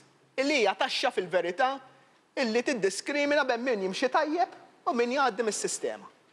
Jgħaddi lil hemm mis-sistema. U mis-sena d-dieħla ħanibdew inneħħu u ħanneħħu l-ecotax minn Settembru li ġej fuq il-mobiles, fuq il-televisions, fuq il-laptops, fuq il-tablets, fuq il-fridges, white goods, dak kollha ħad tispiċċa taxxa fuqhom. Qed ngħidu imma illi dak li jkun irid bil-fors jidħol fi skema. Jew irid jkollu ċertifikat ta' xi skema ħalli jiġbor dan l-iskart lura. U qegħdin ngħidu wkoll li ħandaħlu unit fiħdan l-armata li tkun bħal Gwardja di Finanza fl-Italja. X'ma jistax ikun li f'pajjiżi oħra kulħadd joqgħod attent illi ma jkunx hemm xi tip ta' kompetizzjoni inġusta u aħna f'pajjiżna jissu ma ġara xejn. U għalhekk rridu nkomplu ngħinu lis-settur privat. Dan huwa gvern pro-business. Aħna mhux tal-li niddejqu min jgħidulna pro-business, nieħdu pjaċir min jgħidilna pro-business. Issa l-waqt jitħabbru parti mis-sensiela ta' inizjattivi li ħabbarna s-sena l-oħra jiġu konklużi dal-waqt fuq il-White Rocks u affarijiet oħra fuq il-Maritime Hub. Imma ħabbarna affarijiet oħra din is-sena. Din is-sena, pereżempju, diġà tajna permezz tal-meetup ftehim mal-Kamra tal-Kummerċ b'2 miljuni nofs xogħol fuq software lil kumpaniji privati. U ħanibdew issa affarijiet oħra, Trade Malta mal-Kamra tal-Kummerċ biex ngħinu kumpaniji Maltin jinternazzjonalizzaw, jidħlu fi swieq oħra barranin. Ħanoħorġu sejħa l-MFS għal-Rinella, għal-faċilitajiet tal-film semmek biex ikun hemm investiment mas-settur privat. Ħankun qegħdin naraw kif nistgħu nagħmlu breakwater barra tas-Sliema u l-Belt jekk għandu xi jkun wieħed iżgħar jew wieħed ikbar milli kien qed ikun ippjanat. Il-Medical Plus diġà tkellimt fuqha. Iċ-ċentru tas-saħħa tal-Kottonera kon qed nistenna li jkellimna dwar il-mod dwar kif ħanirriformaw il-qasam tas-saħħa fejn ħanibdew mill-Kottonera. Fejn ħankunu qegħdin naraw li ninvestu fil-qasam tas-saħħa billi l-settur privat nagħtuh dan iċ-ċentru jimmenjaħu, jirranġaħu u bin-nies tiegħu u n-nies ma jħallsux meta jmorru jeqdew hemmhekk bil-prinċipju tas-saħħa b'xejn għal kulħadd. St. Luke's illi ħanibdew naraw dwar kif ħajkun qed jintuża b'affarijiet fost oħra relatati mal-qasam tas-saħħa. Il-konnessjonijiet marittimi madwar il-Belt Valletta. Il-PPP f'dak li għandu x'jaqsam mal-embellishment tat-toroq biex ikollna t-toroq aktar suret in-nies. Il-mod ta' kif jinġabar il-plastik biex ma nibqgħux b'din il-misbla ta' plastik ma' kull imkien bil-fliexken ta' soft drinks li inti tmur kif konna nieħdu qabel il-fliexken ta' ħġieġ issa tmur tieħu l-fliexken tal-plastik għand is-supermarket għand il-petrol station titfaħħa u tieħu l-flus lura tagħhom. Il-motor sport track li ħajkun qed iżżid l-attrazzjoni għal pajjiżna, li konna logistics hub, li niftħu l-ekonomija il-blu dik li għandha x'taqsam mal-ekonomija marittima. Min dan l-affarijiet kollha il-kap tal-oppożizzjoni ma semma assolutament xejn. Fuq ħaġa waħda tkellem. Fuq ħaġa waħda tkellem. Fuq iċ-ċittadinanza. Anzi ma ġiex ixejjer il-passaporti din is-sena. Imma l-ħbib tiegħu ħaduhom il-commissions ta' meta qegħdin iġibu n-nies qed joħduhom il-commissions ta' mhux qegħdin jiddejqu minnhom tal-commissions. Mela sew, għalli għax mhux dekorus tal-Prim Ministru jmur jippromuovi programm ta' ċittadinanza f'pajjiżi oħra, niggarantilek li huwa ferm iktar dekorus milli tmur fuq it-televisions barranin u titkellem kontra pajjiżek kif għamilt inti sur kap tal-oppożizzjoni. U issa jkollna l-Fond Ekonomiku u Soċjali li jkun qed jagħti aktar ġid minn dan il-programm għal pajjiżna. U tkellem fuq l-Air Malta, kien żgwidat għall-aħħar meta tkellem fuq l-Air Malta. U frankament, ħanoqgħod pass lura f'dan il-perjodu kruċjali għax il-mod ta' kif qed tuża t-tattika l-oppożizzjoni huwa li tipprova ġġelna ngħidu xi ħaġa li permezz tagħha mbagħad inkunu qegħdin nimminaw il-proċess ħieħ fl-Air Malta li ngħid żgur huwa dan. Li meta jasal il-waqt fuq l-Air Malta x'ġara hemmhekk x'qed jiġri ħajkonna ħafna faxxik li x'ngħidu, x'niktbu u x'niddibattu. Sur President, kif qed aħna gvern li huwa pro-business. Imma gvern li rridu li kulħadd, ġifieri jien meta jgħidu li pro-business favur in-negozjantu jien nieħu pjaċir. Imma jrid kulħadd jagħti sehmu. Il-bieraħ il-kap tal-oppożizzjoni minn għalih ħajitfa' feles bejni u bejn in-negozjanti żgħir. Għax qal dan issa ħażdidilhom il-burokrazija. Ħanejdu naqra x'għamilna dwar in-negozjanti żgħir. U x'inhi s-sitwazzjoni qed jiffaċċja id-Dipartiment tal-VAT jekk iridu nkunu serji. Jekk iridu nkunu serji. Mela, jmorru l-ispetturi tal-VAT. Imorru għand ħanut u dal-ħanut ma joħroġ irċevuta. Dak jeħel 700 euro disentu. M'hemmx tara. Għax dan qed irreġistrat, ma joħroġ irċevuta, għandu 700 euro. Issa diħla l-moda Alla jbierek. Illi imorru tal-VAT f'xi ħanut jew f'xi post. Idu li aħna ma ndawru 7,000 euro taħna maħniex irreġistrati. Allura m'għandniex għalfejn noħorġu rċevuta. U allura meta għandek negozju reġistrat, jeħel 700. Meta għandek negozju mhux reġistrat, ma tistax tiċċekkjah dan. Ma jeħel xejn. Allura ħnedna żewġ affarijiet. Iż-żar min jaqla anqas minn 7,000 euro, dawk m'għandhomx għalfejn jibgħatu return, xorta mhux ħajkollhom għalfejn jibgħatu return. Imkien m'hemm miktub li ħajkollhom għalfejn jibgħatuh dar return. Li jridu jagħmlu żewġ affarijiet. Jirreġistraw għal numru tal-VAT, ma naħsibx li ħataqlalek darek li tirreġistra għal numru tal-VAT, tirreġistra darba, u it-tieni nett li toħroġ irċevuta. X'hemm ħażin f'dan kollu? Di burokrazija sur kap tal-oppożizzjoni. Li inti tara jkun hemm compliance, li inti tara jkun hemm level playing field bejn in-negozjanti kollha, li tara ma jkunx hemm evażjoni, li tara l-affarijiet ikunu ċari. Umbagħad, naħseb bella wielu veru din ukoll. Umbagħad tkellimna dwar qasam tal-capital gains, il-qasam tal-proprjetà. Jien l-ewwel wieħed inkun akkużat illi kemm qiegħed nimbotta l-proprjetà u dan l-affarijiet kollha. Jien ngħin is-setturi kollha li nemmen li hemm bżonn fil-pajjiż. Imma hemm ċertu affarijiet jien l-ewwel wieħed jdejquni.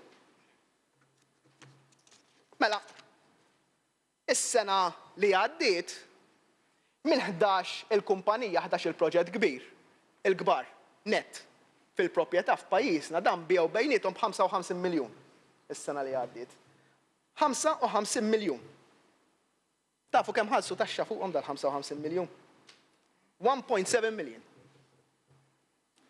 Li kieku bis-sistema kif daħħalnija llum issa jħallsu 4.4 miljun u jimmort bil-qoddim tettilhom intom ħadħallsu iktar taxxa. No, jistax ikun bil-kummedja ħanejlek x'kienu jagħmlu. Mela dan u jgħidu qalu liwa, hekk ma jkollniex għalfejn noqogħdu bit-tisiju jiġru warajna u ħafna kummedja u ħafna snin. Din hija fair u hija mmexxu bija. X'kien qiegħed jiġri? Min irid jħallas bi-12% kif kienet qabel jħallas bi-12%, imma ħadd ma kien jħallas bija.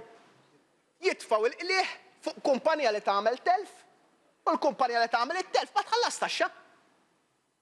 U kulħadd Tonjo jaf illi saret u jien m'għandix dubju bl-intenzjonijiet kollha tajba ton.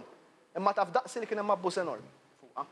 Issa li rridu nagħmlu huwa li naraw kif mingħajr arroganza l-affarijiet li nistgħu nkomplu nirfinaw b'dan il-qasam nkomplu nirfinawhom, imma il-prinċipju jibqa' li aħna bħala gvern ħanġibu xogħol kemm nifilħu lejn pajjiżna. Imma kulħadd irid iħallas il-prezz ġust ta' dan kollu. U prova jgħid il-bieraħ il-kap tal-oppożizzjoni għax issa tkun għaddej minn separazzjoni, ma tkun titħallas it-taxxa. M'għandunax għandu miktub iswed fuq l-abjad fil-budget li exempt li l-eżenzjonijiet ħajibqgħu hemm. Anzi li sidna l-eżenzjonijiet. Ġieħ kemm hemm min qiegħed jarana mid-dar, Mi qed jarana mid-dar jinfuskaw meta jisibgħu hekk ara. Mi qed jarana mid-dar u jaf illi u irrid jbieħ il-proprjetà u qed jagħmel dan mingħajr skop illi jinnegozja imma x'inqara l kwistjoni li jbieħ il-proprjetà. L-eżenzjonijiet u hemmhekk tajb li jismgħu in-naħa l-oħra hemm miktub sentenza.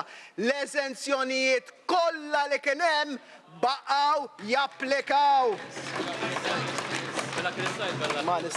Ma nistax nifhem kif jirbħu l-kawżi fil-qorti dawn in-nies. Onestament. Inkredibbli. Umbagħad is-suq tal-proprjetà komplejna tajnieh imbuttatura l qudiem.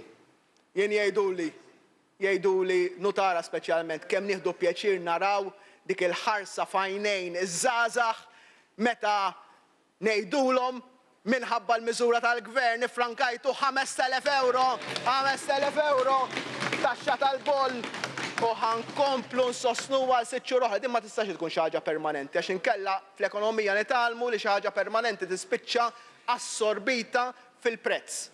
U allura ma tibqax igawdi min jixtri imma tibda tiġi assorbita fil-prezz mingħand min ibih. Missu mhux soċjalment ġust dan il-budget mela li jaħseb dan il-mod fiż-żgħażagħ tagħna. U hawnhekk ukoll il-kap tal-oppożizzjoni lil dawn in-nies insihom. Ma mbagħad qed nitkellmu fuq it-taxxi. Għax qalulna qed nagħtu bejt u nieħdu b'oħra kif bdew jgħidu, li nagħtu b'nejt u nieħu mill-oħra. L-ewwel qed aħjar minnhom għax huma f'5 snin jieħdu biss kienu, qatt ma taw xejn, jieħdu biss. Iżda hekk m'għandhomx raġun ta' wkoll. U ħanejt għaliex. Il-pis tat-taxxa f'dan il-budget tela għal 33%. Dan huwa kalkolu ekonomiku li jgħidlek allura n-nies minn kull 100 euro ġenerat fl-ekonomija kemm bejn income tax, VAT u taxxi u affarijiet oħra kemm ħajħallsu taxxi. 33% huwa l-ammont ikkwotajtu inti l-bieraħ korrettament sur kapitalu hemmhekk ħadd 1 point li għandek li kwotajt sewwa dik il-figura. Imma insejt figura oħra ta' insejt il-figura tal-washing machines ngħidilha jien. Tiftakru dar-rapport? Dan kon ktibtu int sub ma nafx jiġifieri xi ħadd kitibulek dan ta' qabel l-elezzjoni. U rejtulek is-sena l-oħra wkoll ħanerġgħu nirjulek.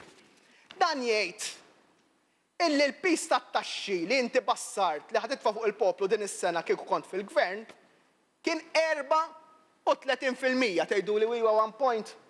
Taf xi tfisser 1 point? 30 miljun taf xi tfisser? Aħna bil-miżuri daħħalna jisu 26 miljun. Inti kont iddaħħal 30 miljun euro oħra f'taxxi qed tgħidilhom lin-nies, tax qed tgħidilhom id-doppju.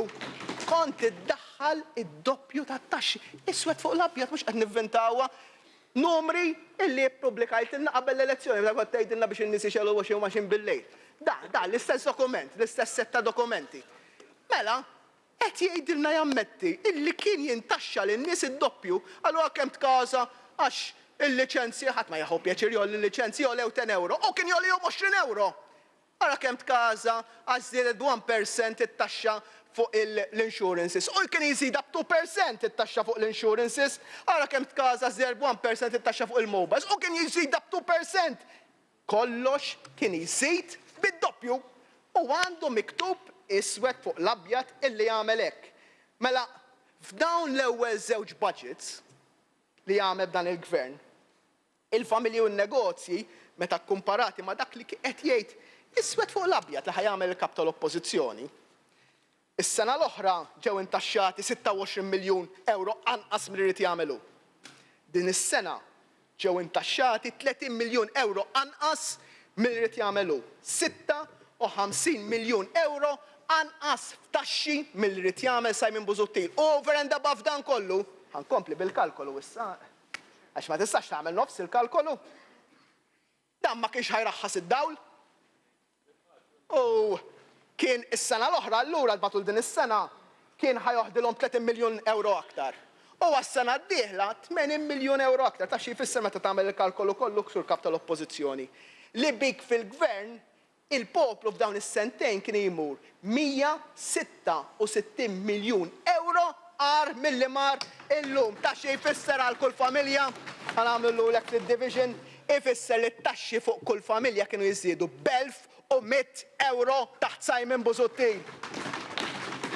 U minn fuq. Bambini jaf jekk kien xi naqqas għall-income tax għax kienu għamluha kavallo bid-battalja fit-2008 u m'għamluwiex. Tajna miżuri aħna oħra, pereżempju, din is-sena qed jarana u xtara karozza fejn ħallas il-VAT fuq ir-reġistrazzjoni, ħaneħilsu n-nies kollha illi kellhom il-karozza xtrawa fit-2004. Kull min xtara karozza fit-2004, din is-sena ħajirċievi ċekk id-dar bil-VAT li saraqlu ħaddieħor lura u li kieku ħaddieħor dawk il-flus ma kontux toħduhom lura. l-unika policy li għandu il-kap tal-oppożizzjoni huwa li jrid bailout għal partit tiegħu stess. U issa l-bira skoprejna li jrid il-500 euro żieda lura ta' qed jiddefendija il-500 euro ma rridx naħli ħafna ħin li nipprova noqgħod nitkellem fuq kull wieħed u waħda mill-ħbib tiegħi minn tal-oppożizzjoni anke għaliex naħseb nieħu ġimagħtejn mhux il-ħin illi fadal li imma id-diskors tal-kap tal-oppożizzjoni kien sintomu ta' paniku ta' min issa qed jirrealizza li jinsab fl-oppożizzjoni.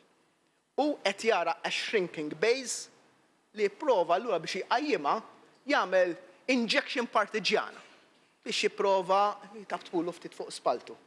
Jiġi jitkellem fuq awtorità morali. Jiġi jgħid fuq min ħobżu maħbus.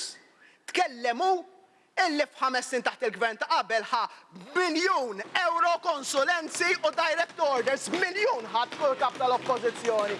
Miljun euro. U tiġi bil-wiċċ toskolju tgħid li miljun euro ħadd il-minimum wage. Tridx ma ddaħħakniex, tridx ma dik, nibdew nitkellmu fuq l-awtorità morali. Mela, nibdew fuq sħabek ukoll nitkellmu fuq l-awtorità morali. Issa mhux ħandhom daqshekk il-bieraħ ta' forsi nagħmel 5 minuti, ma xi affarijiet irid ngħidlek u paċenzja bijux. F'5 snin sħabek hawnhekk inti ħadd miljun dik granted. Sħabek ma ħadux daqshom, daqshekk. Sħabek ma ħadux daqshekk. Bil-500 euro fil-ġimgħa sħabek ħadu b'miljun bejniethom u 600,000 żdidiet. Bat kontu tajtu l-impressjoni tajtuhom lura, tiftakruhom, in-nies anke l-ewwel wieħed kont mela jtawhom lura dawn il-flus. Tiftakru hekk dik hija l-impressjoni. Iċċekkjajna taf kemm tajtu lura minn dawn il-miljun u 600,000? 300,000 tajtu lura żammejtu miljun u 300,000 bwietkom. Tit nitkellmu.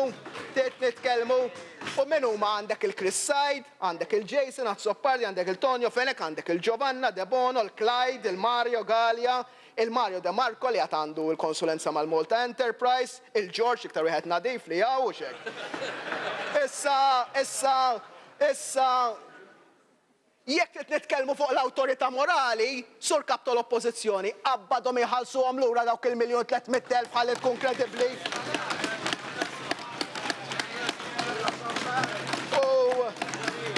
L-oħrajn kienu handbags kollha, kienu ħolqet il-London tal-assistenti parlamentari. Bejniethom ħadu 2 miljuni ta' għandek il-Beppel, il-David, kien Whip, il-Robert Arrigo, il-Stephen Spiteri, il-Frederick, il-Charlo, l-Lilek sur President, il-Francis, minn kemm xajt Teddy Bears biljon Francis, dawk il-flus. Umbat kienu, Alla jbierek. Barra dawn in-nies kienu jaħtru l-galoppini tagħhom bħala chairman ta' kumitati. Aħna x'għamilna? Jien qed mela dawn l-assistenti parlamentari x'qegħdin jagħmlu. Jien lin-nies tiegħi qedtilhom ejja nneħħuhom, frankajna 2 miljuni bihom. U tkunu intom iċ-chairman ta' dawn il-postijiet. Frankajna l-flus dan kollu mhux żidna n-nefqa kif għamiltu intom. Mhux żidnija n-nefqa kif għamiltu intom. U barra minn hekk ġibna r-riżultati u qed inġibu ġejba awtorità morali. Għamiltu 25 sena b'rapport fuq liħor tal-Kunsil tal-Ewropa tajjarna illi għanna nuqqas ta' trasparenza aħna f'sena u nofs daħħalna l-Whistleblowers Act. Neħħejna l-preskrizzjoni, daħħalna l-liġi tal-finanzjament tal-partiti. Għanna fl-iktar post fejn kien hemm kwistjoni ta' korruzzjoni enormi. Daħħalna lil Michael Falzon il-perit li qed fil-eżekuttiv tagħkom biex fejn jinxtara żejt fejn kien hemm dik il-korruzzjoni li ġrat fi żmien il-Gvern Nazzjonalista daħħalna membru tal-eżekuttiv jew membru ewlieni tal-Partit Nazzjonalista biex ikun għassa fuq dan kollu. U fejn trid titkellem fuq dan kollu, fejn trid titkellem fuq dan l-affarijiet. Power Station illi xtram il-Yellow Pages. Mhux ix-xufier tas-segretarju ta' ieħor li kien qabad jixxaħħam, li ieħor ta' Jason ta' 4 miljuni kompensil tal-fekruna qed ta' qabiċċiet u l-encroachment u l-garaxxijiet ġejja tiegħek ta' Jason tinkwetax ta' issa tiġi tiegħek ukoll. Fuq George files ħieħ, issa nitkellmu ftit ieħor, files ħieħ George fuq il-pjanti nista' ngħidlek ta' toqgħodx tinkwieta. Mbagħad Giovanna tipproteġi l-veduta tax-xufier tagħha u tiffirm evictions hawn xejdulhom li jieħdu l-artijiet biex ma jibnux qudiemu. Minflok tgħidu mea kulpa tippruvaw titfgħu tagħkom fuq ħadd ieħor miskom tistħu. Miskom tistħu.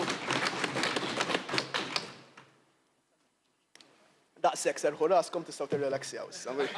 Għax naħseb kontu naqra werrid erba' minnkom wara dik jasal it-tern tagħkom wara. Ma semmejtkomx ħafna ta' Mela, l-affarijiet li veru jgħoddu l-enerġija. Min qed jarana il-lejla diġà ilu 6 xhur jirċievi kontijiet tad-dawl u tal-ilma birħis. Dik l-iktar ħaġa illi tot. Mis-sena d-dieħla, veru relaxjaw, ta' xibdew jerġgħu jitkellmu x'ma kontx tisma' kelma. Min għandu negozju, is-sena d-dieħla ħajkun ukoll qiegħed jorħoslu il-kont b'25%. Ħankunu qegħdin naħallu fl-ekonomija din is-sena 30 miljun, is-sena d-dieħla 80 miljun euro aktar. Kumpanija frankat 900,000 qaltilna, lukanda 200,000 oħra. Bira nkabtu l-oppożizzjoni għalna il-bravura mhux li traħħashom il-kontijiet li tollihom trid tkun bravu. Mhux hekk li tollihom trid tkun bravu. Il-pjantana huwa li nirristrutturaw l-Ena Malta kif qegħdin nagħmlu, li ninvolvu lis-settur privat kif qegħdin nagħmlu u li naqilbu għall-infrastruttura tal-gass kif qegħdin nagħmlu. U veru waqajna lura għal xi xhur. Dawn huma affarijiet li ngħidulkom biex nagħmel quddiem. U iva ħanejdulkom it-timeline il-ġdida meta ħajkun qed jitkellem issa fil-Parlament. Fid-dibattitu dwar qasam tal-enerġija, il-Ministru tal-Enerġija ħajkun qed jagħti it-timeline preċiża dwar ix-xhur illi waqajna lura f'dan il-biċċa xogħol biex ikollna l-power station il-ġdida. Imma jekk jaħseb il-kap tal-Oppożizzjoni jerġa' jgħid illi dan it-traħħis huwa dipendenti biss fuq power station ħaġa waħda li tiġi ħin partikolari qed ninduna li għadu ma fem assolutament xejn. It-traħħis ġej mill-fatt li għandna dawn il-komponenti kollha flimkien u hawnhekk kellna għażla strateġika x'nagħmlu meta ġietna l-opportunità li jkollna l-ikbar investiment barrani li qatt ġie f'pajjiżna 320 miljun investiti f'kumpanija li ħadd ieħor qed ibiħ għal 1 euro biss. Ġibna 320 miljun għal 33% tagħha. U aħna għedna x'nagħmlu nibqgħu għaddejjem dak li konna qegħdin ngħidu jew nippruvaw inġonġu dawn l-affarijiet flimkien. L-għażla responsabbli kienet li nippruvaw naqdu kif qed jirnexxielna dawn il-punti kollha flimkien. L-aktar ħaġa li tinserraħ moħħ kulħadd huwa li r-roħs ħajibqa' għaddej. U li r-roħs kif juru l-figuri mhux ħajkollu effett fuq id-deficit. U r-roħs ħajkun sostnut. Iva ħbib tiegħi jien wiċċi minn quddiem ngħid illi dan huwa proġett illi ħajsir, proġett illi ħajirnexxi, proġett illi minnu ħadgawdi l-ekonomija Maltija, proġett li minnu diġà qegħdin itgawdu intom familji Maltin u Għawċin, proġett li minnu ħajkonna wkoll arja aktar nadifa. U jien l-ewwel qed kontet għax jakkużawna x'irridu ninvolvu s-settur privati qabel elezzjoni kontet jekk ma jiġix is-settur privatu jinvesti f'dan kollu u ma jkunx hemm konsorzja li jibbidjaw jien nirreżenja. Il-konsorzja ġew mhux wieħed 2 3 18 u jien għadni għaw u għaw ħankun qiegħed biex nara li l-mandat jitwettaq. L-Ena Malta minn Mażra ġibnija mutur, il-ħaddiema tal-Ena Malta kellhom il-mannara fuqhom kif kellhom tat-tarzna qabel. Hemmhekk kienu sejrin taħt il-gvern ieħor, salvajnielhom il-post tax-xogħol tagħhom. U ħankomplu mixjiet dwar dan kollu, ħankun qegħdin nagħmlu l-Ena Malta minn Mażra f'mutur l-ekonomija li tkun ċentru ta' servizzi tal-enerġija fil-Mediterran. U bdejna nieħdu l-passi fuq is-serq. Is-serq illi kien tħalla b'ammonti fenomenali. Kien laħaq is-serq 6% tal-produzzjoni. 6 minn kull 100 euro prodott f'elettriku f'pajjiżna qed jispiċċa misruq. Irnexxielna f'sena nniżluh dan kollu b'20%. Fadal fejn naslu, ma dan kif tajna ċans li nies qegħdin San Tomas u l-Armir ħadd ieħor ma rridx ikun jaf bihom jala għajnejh. Aħna qegħdin ngħidu, jistax ikun li jkun hemm dan is-serq. U tajna mingħajr it-titlu, u hemm miktub m'hemm l-ebda tip ta' titlu. Min qiegħed San Tomas u l-Armir kellu ċans japplika jkollu meter temporanju jħallas il-flus u flus sewwa kellu jħallas, ħalli ntuħ meter ħajbda jħallas tad-dawl. U għedna dan huwa ċans u mbagħad barra. U l-bieraħ bdew ir-rates. Kull min ma applikax inqatalu d-dawl.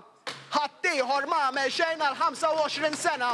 Aħna qegħdin naraw kif l-affarijiet isiru dejjem aħjar.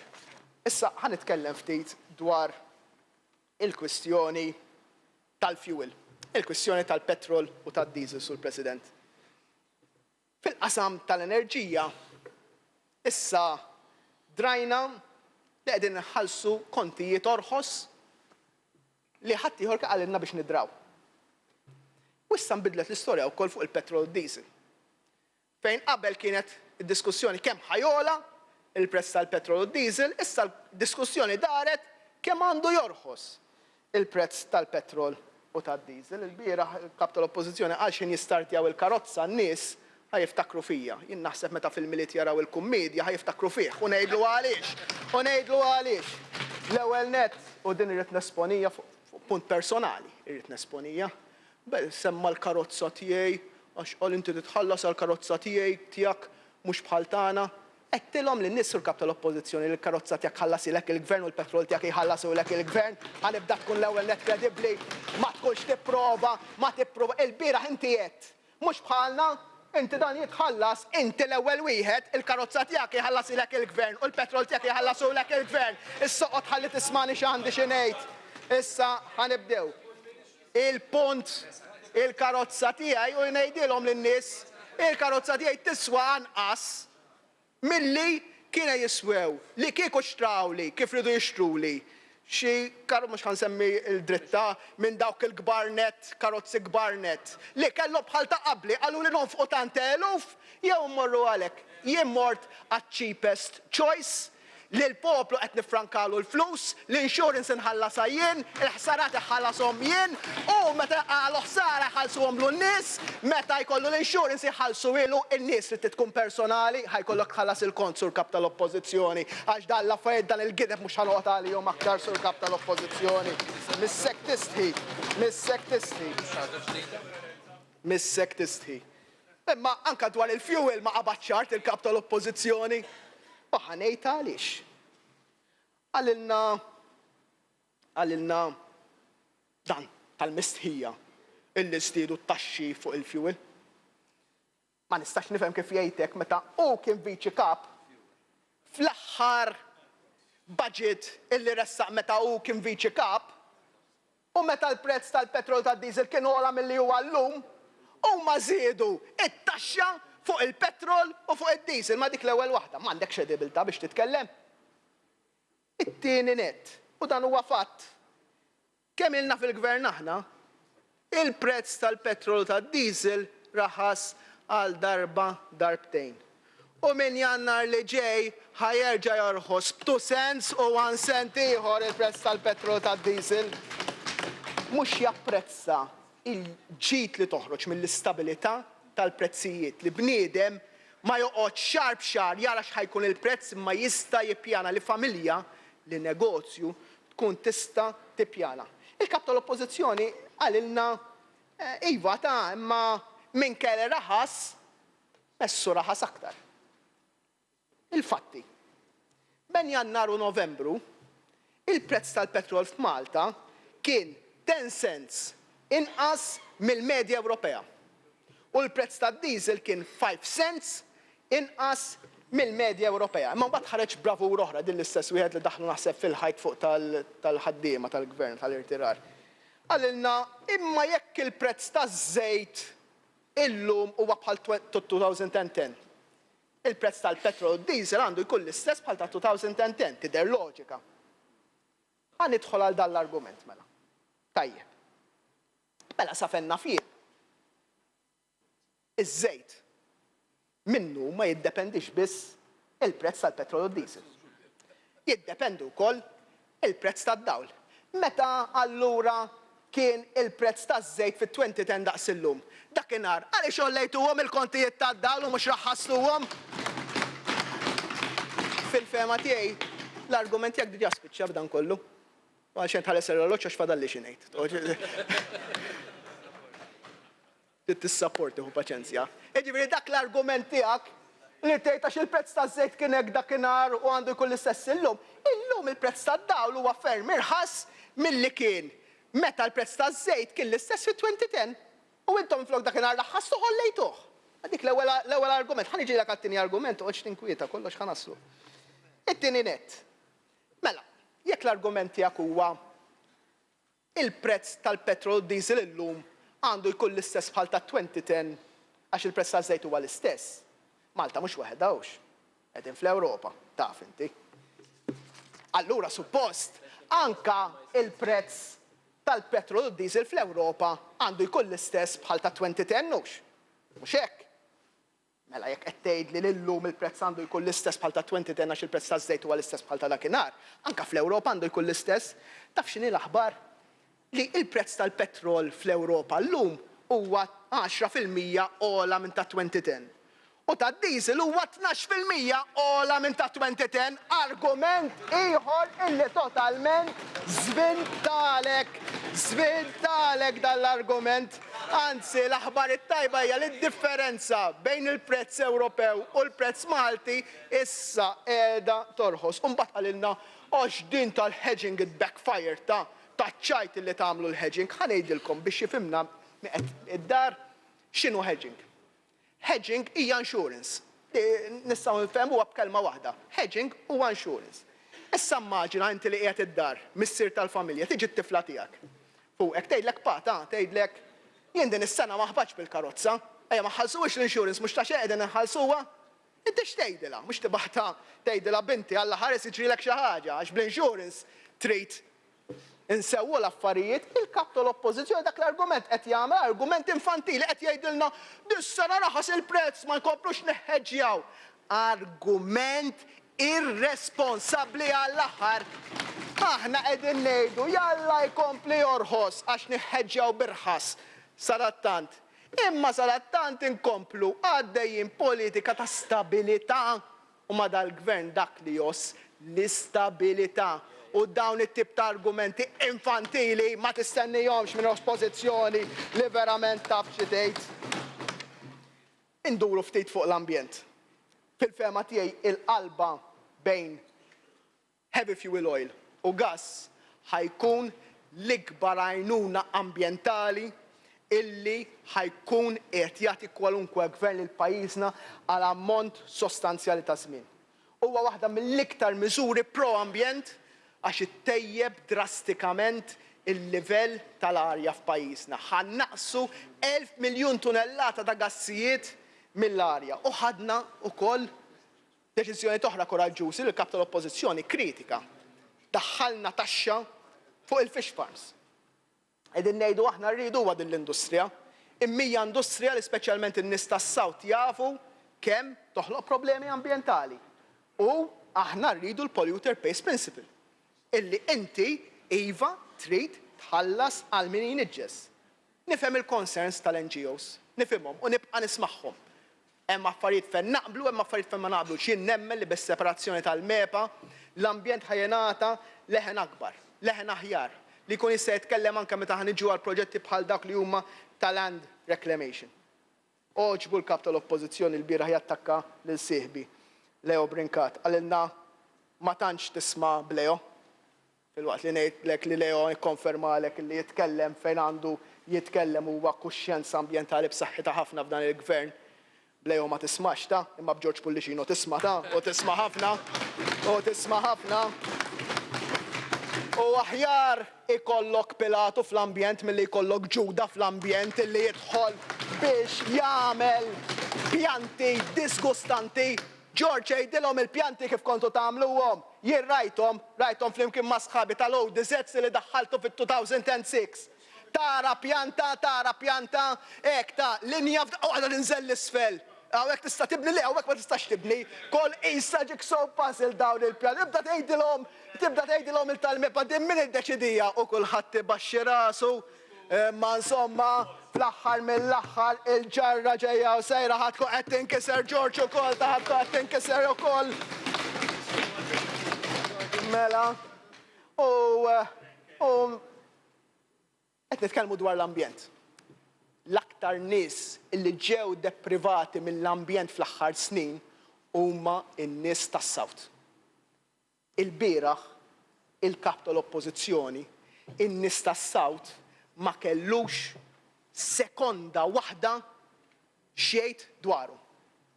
Dwar il-fatt illi dan huwa l-ewwel gvern, l-ewwel budget illi qed jagħti impetu fokus partikolari fuq in-nofsinhar tal-pajjiż.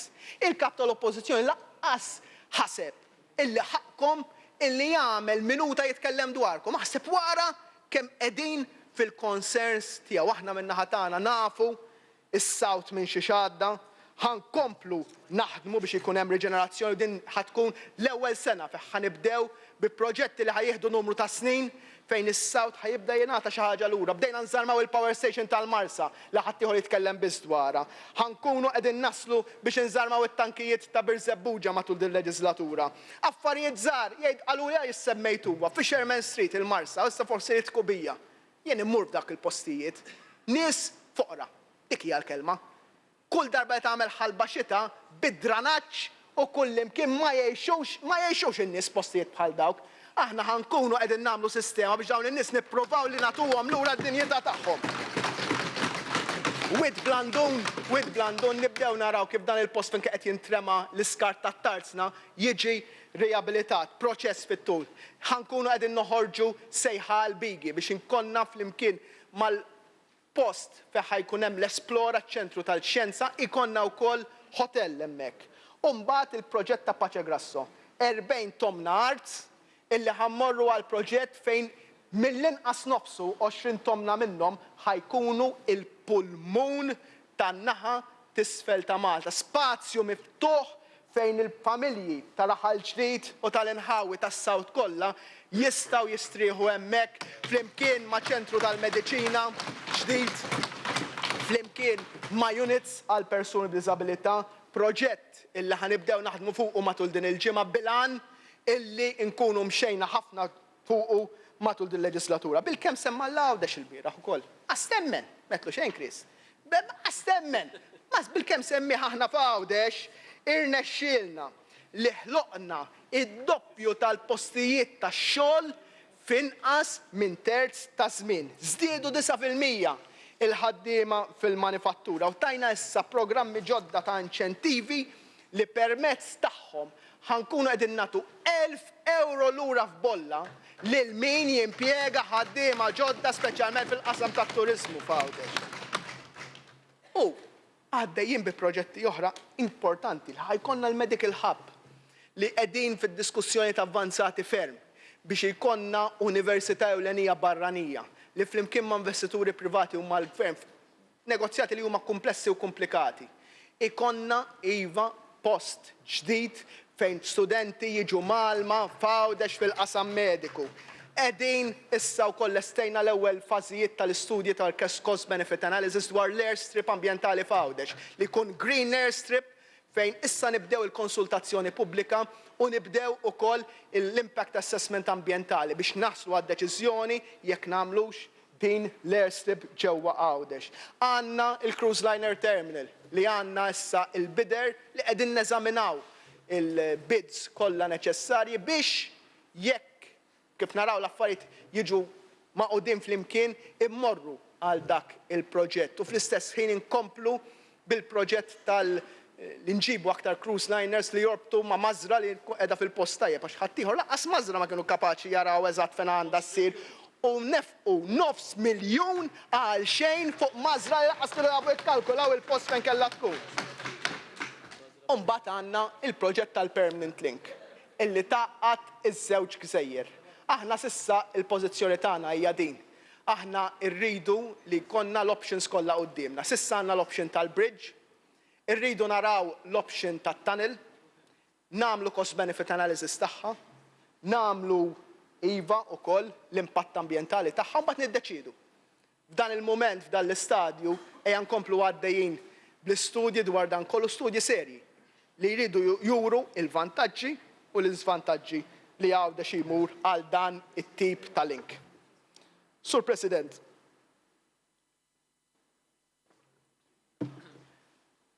wieħed mis-setturi fejn nista' ngħidilkom li writna l-bużullotti huma fil-qasam ta' trasport. Fejn kellna u sibna operatur illi falla b'sistema imposta fuqu, b'sistema ta' rotot illi għasu stess ma kien qed jaqbel magħhom, b'7 mitruħ illi kieku għal-kap tal-oppożizzjoni kif telqu l-arriva kienu ħajispiċċaw bla ġobb għax hekk qalilna x'qed jgħidilna x'daħħalnihom mal-gvern b'mod temporanju. U qed jikkritikana għax ħankunu qegħdin nonfqu 23 miljun f'sussidju għal sistema ta' trasport pubbliku li tkun u timmira li tkun aħjar. Imma mbagħad fil-waqt li qalilna li 23 miljun huma bosta huma wislu tonfoq 23 miljun għas-settur għas-servizz pubbliku, u mbagħad xi nofsija wara qalilna lil dawn it-tfal li jmorru l-iskejjel privati. Tuhom it-trasport b'xejn ta' hekk għad 23 miljun ikollok bżonn ta' trasport b'xejn il kulħadd ikollok bżonn id-doppju. U mbagħad ikollok bżonn id-doppju. Jalla naslu biex nagħmluha. Jalla naslu biex nagħmluha, ma mbagħad mhux tiġi hawnhekk jekk ngħidlek is-sussidju ħajitla minn 23 għal 35 miljun tgħidli mhux sewwa hekk, mhux sewwa. Mela dik, l-ewwel irid li ma ħallsux, u mbagħad irid is-servizzi b'xejn. Inti fir-realtà qed tgħixewle. Jien nissuspetta li onestament kellek speech li kien disjointed, mhux hekk, kellek speech li hija disjointed għall-aħħar u kienet biċċiet minn hawn u minn hemm u li fl-aħħar mill-aħħar ma ġietx flimkien. U fl-aħħar mill-aħħar x'ġara matul dawn iż-żmien illi il-servizz pubbliku ġie għand il-gvern. Żdiedu l-passiġġieri b'10%. Il-park and ride illi kienet vojta issa kuljum qed tkun mimlija b'700 karozza għax kien hemm tariffi li ma jagħmlu sens u issa l-ħaddiema li jgħixu l-belt u l-inħawi reġgħu beda jużaw dan il-post. U aktar minn hekk li n-nies qed ngħidulhom li bis-servizz il-ġdid ta' trasport pubbliku bis-servizz li ħajżit ir-rotot u li ttamaw li jkun aħjar u aħna mhux ħanagħmlu l-iżbal ta' ħadd ieħor li jagħmel press conference u sus dwar ma nafx fejn u ħafna dik. Aħna ngħidu li hija sfida. Sfida li ħanibdewha bil-mod u naraw kif iwassluha għal ġid tal-poplu. Imma nistgħu ngħidulu l-poplu li n-nollijiet ħajjibqgħu l-istess, ħajjibqgħu l-istess. Ovvjament hawn min qed jipprova jfixkel. Huwa f'kull dritt ta' soċjetà demokratika li tagħmel protest fil-qorti u mandat, ma rrid niġbed l-attenzjoni hawnhekk il-bieraħ semmihom ħafna l-kap tal-oppożizzjoni kien qed jieħu pjaċir. Dan kollu. Jien irid infakkar ħaġa waħda. Hawn min f'dan il-pajjiż li kull ġurnata li jdum ma jidħol l-operatur il-ġdid ħajaqla aktar flus. Għaliex aħna mingħand min qed jagħmel il-protest fil-qorti qegħdin bħalissa nikru l-karozzi tal-linja. U qegħdin nikruhom mhux brata baxxa. Sur kap tal-oppożizzjoni, attent li ma tkunx qed tagħmel ix-xogħol ta' min irid li jtellef u jtawwal dan il-kuntratt biex jiddaħħal aktar flus u stess. Attent, attent, attent. U fl-aħħar mill-aħħar dwar il-kwestjoni ta' traffiku, dwar il-kwestjoni ta' traffiku. Il-traffiku hija problema. Hija qed jgħidu l-perċezzjoni, qatt met li hija perċezzjoni, ġibu li kwota fejn qed għalet hekk impjegata tal-gvern. Taħseb mela jien mmur noqgħod inċeppel lin-nies għandhom jgħidu kull filgħodu b'ġeħk hemm. Jien ninqabad ħafna perċezzjonijiet ta' traffiku mela għax kuljum u ma nużax l-iskorti li kienu jużaw ta' qableħ li f'okkażjonijiet uffiċjali bit-traffic wara n-nies noqgħod. All right, jiġifieri fl-aħħar mill-aħħar naf in-nies minn xi jgħaddu, tafx naf ukoll illi f'sena waħda żdiedu 3000 karozza aktar milli kienu żdiedu s-sena ta' qabel fil-toroq tagħna l-Maltin. U dawn huma sitwazzjonijiet illi ħajkomplu iva jkunu ta' sfida għalina. Ta' sfida wkoll għax ma nistgħux inħallu ċertu xogħlijiet li ma jsirux. Aħna tkellimnija ma' Joe Mizzi meta għalaqna l-biċċa taħdejn ħallija, taħdet ċimiterju ta' ħallija, post li jalaq kull imkien. Imma jekk ma nagħmlux dan, kieku ma għamilniex dan ix-xogħol, kif ħajaqa' lura x-xogħol dak li għandu x'jaqsam mal-proġett tal-ilmijiet fl-imsida. Mhux tagħmel. Qed nippruvaw li minflok naqalgħu ħafna toroq f'daqqa, naqalgħu waħda u tipprova tingħalaq qabel ma toħroġ oħra. Qegħdin nippruvaw aħna jien xtaqt li nibdew il-kappara. xtaqt li nibdewha malajr kemm jista' jkun. Imma l-verità urewni li jekk nibdew il-kappara qabel ma tagħlaq il-Coast Road, jkollna chock-a-block mill-Mellieħa sal-Belt. Chock-a-block inkunu. U qegħdin f'sitwazzjoni allura illi qegħdin ngħidu l-ewwel lessu proġett u mbagħad nimxu għal proġett ieħor. U bl-istess mod qegħdin naraw il-ħinijiet tal-iskejjel. Ħinijiet tal-iskejjel illi aħna għadna waqtannix il-kundanna, rridu nisimgħu dak li jgħidu n-nies, rridu nisimgħu dak li jgħidu t-teachers, l-istudenti, l-għalliema, biex naraw jekk għandniex l-iskejjel kollha tagħna jibqgħu jiftetħu fl-istess ħin. U jekk staggering ta' dawk il-ħinijiet jgħin xew le. Nassigura lin-nies, speċjalment lit-teachers, li dan il-gvern għandu maħax deċiżjoni dwar hekk. U din ħajkun proċess ta' konsultazzjoni ġenwina fejn lesti li niġu konvinti fuq kull naħa jekk għandniex inħallu l-affarijiet l-istess jew jekk għandniex nimxu l-qudiem. Sur President, ħanasal għall-aħħar parti tad-diskors tiegħi. Jekk kien hemm qasam, jekk kien hemm riforma li ngburi kbija f'dan il-budget u li l-kap tal-Oppożizzjoni ma semmix ma dak affarijiet tiegħu, hija riforma dwar il-persuni b'diżabilità. Fejn jingburi, u għalija dak li jfisser li tkun soċjalista demokratiku, illi taqbad l-iktar faxxa li tista' tkun vulnerabbli, li ġiet minsija għal tant snin f'pajjiżna u nagħtuha id-dinjità. Ninvestu il-flus, nagħmlu qabża kbira fil-kwalità tal-ħajja tal-persuni b'diżabilità f'pajjiżna. Jien nirrikonoxxi, Sur President, illi sar progress kbir fil-qasam tal-persuni b'diżabilità fil-qasam tal-edukazzjoni taħt gvern nazzjonalista. U dan kollu il-mertu prinċipali tiegħu ma' tlieta min-nies li huma Lawrence Gonzi, Luis Gallia u Dolores Cristina. U l-fatti ma jmerihom ħadd. Għamlu affarijiet illi permezz tagħhom kellna integrazzjoni u mainstreaming ta' persuni ta' tfal b'diżabilità fil-mainstream edukattiva f'pajjiżna. Ta' dan nagħtihom kull tifħir u ngħidilhom dik hija legacy illi aħna ħankomplu għaddejjin bija. Imma hemm problema. L-integrazzjoni tieqaf kif jifqu l-iskejjel. U inti ma tistax jkun li tifel jew tifla b'diżabilità sakemm qiegħda l-iskola mainstreaming u integrazzjoni kif jispiċċaw l-iskola ma jsibux job. Diffiċli ħafna jew jiġu ipparkjati f'Federal Training Centers u meta jew hekk jsibu post u meta jsibu post il-ġenituri jiġu jċemplulek ħallu li se noħra hemmhekk għax ma jistax ikun li niġu issa l-postijiet biex teqda żmien. Il-persuna b'diżabilità kemm intellettwali kif ukoll fiżika għandha dritt għall-ikbar dinjità. U l-ikbar dinjità li jista' jkollu l-bniedem hija x-xogħol. U dak li qegħdin nagħmlu aħna, dak li qegħdin nagħmlu billi indaħlu fis-seħħ liġi li ilha mill-1967 illi qatt ma ġiet implementata li tgħidlek li 2% tal-impjegati f'kull kumpanija li timpjega aktar minn 20 ruħ, li tikollok minimu ta' persuna waħda minn 20 ruħ il fuq, trid tkun persuna b'diżabilità. Aħna qegħdin ngħidu ma jistax ikun li ħafna kumpaniji jinjoraw dan kollu. U qegħdin ngħidu min ħajkompli l-injora u nittamaw li jkunu il-minoranza. Irid iħallas. Irid iħallas biex iridu niġbru taxxa. Dawk il-flus ħajmorru fond nazzjonali għall-integrazzjoni ta' persuni b'diżabilità biex in-nies illi ma jdaħħalx miegħu il-privat inkunu aħna li nittrejnjawhom u nagħmluhom programmi biex indaħluhom aħna bħala stat, bħala gvern fid-dinja tax-xogħol. Jien il-fehma tal-kap tal-Oppożizzjoni dwar dan il-proċess trid inkun naf. Jekk dan il-proċess li ħajkonna u għandna kritika ħadd ma jitkellem ċar għax kulħadd jibża li jkun politically incorrect. Imma naf li hemm qed jgħidu din għanoqdu ħalsu għal persuni b'diżabilità.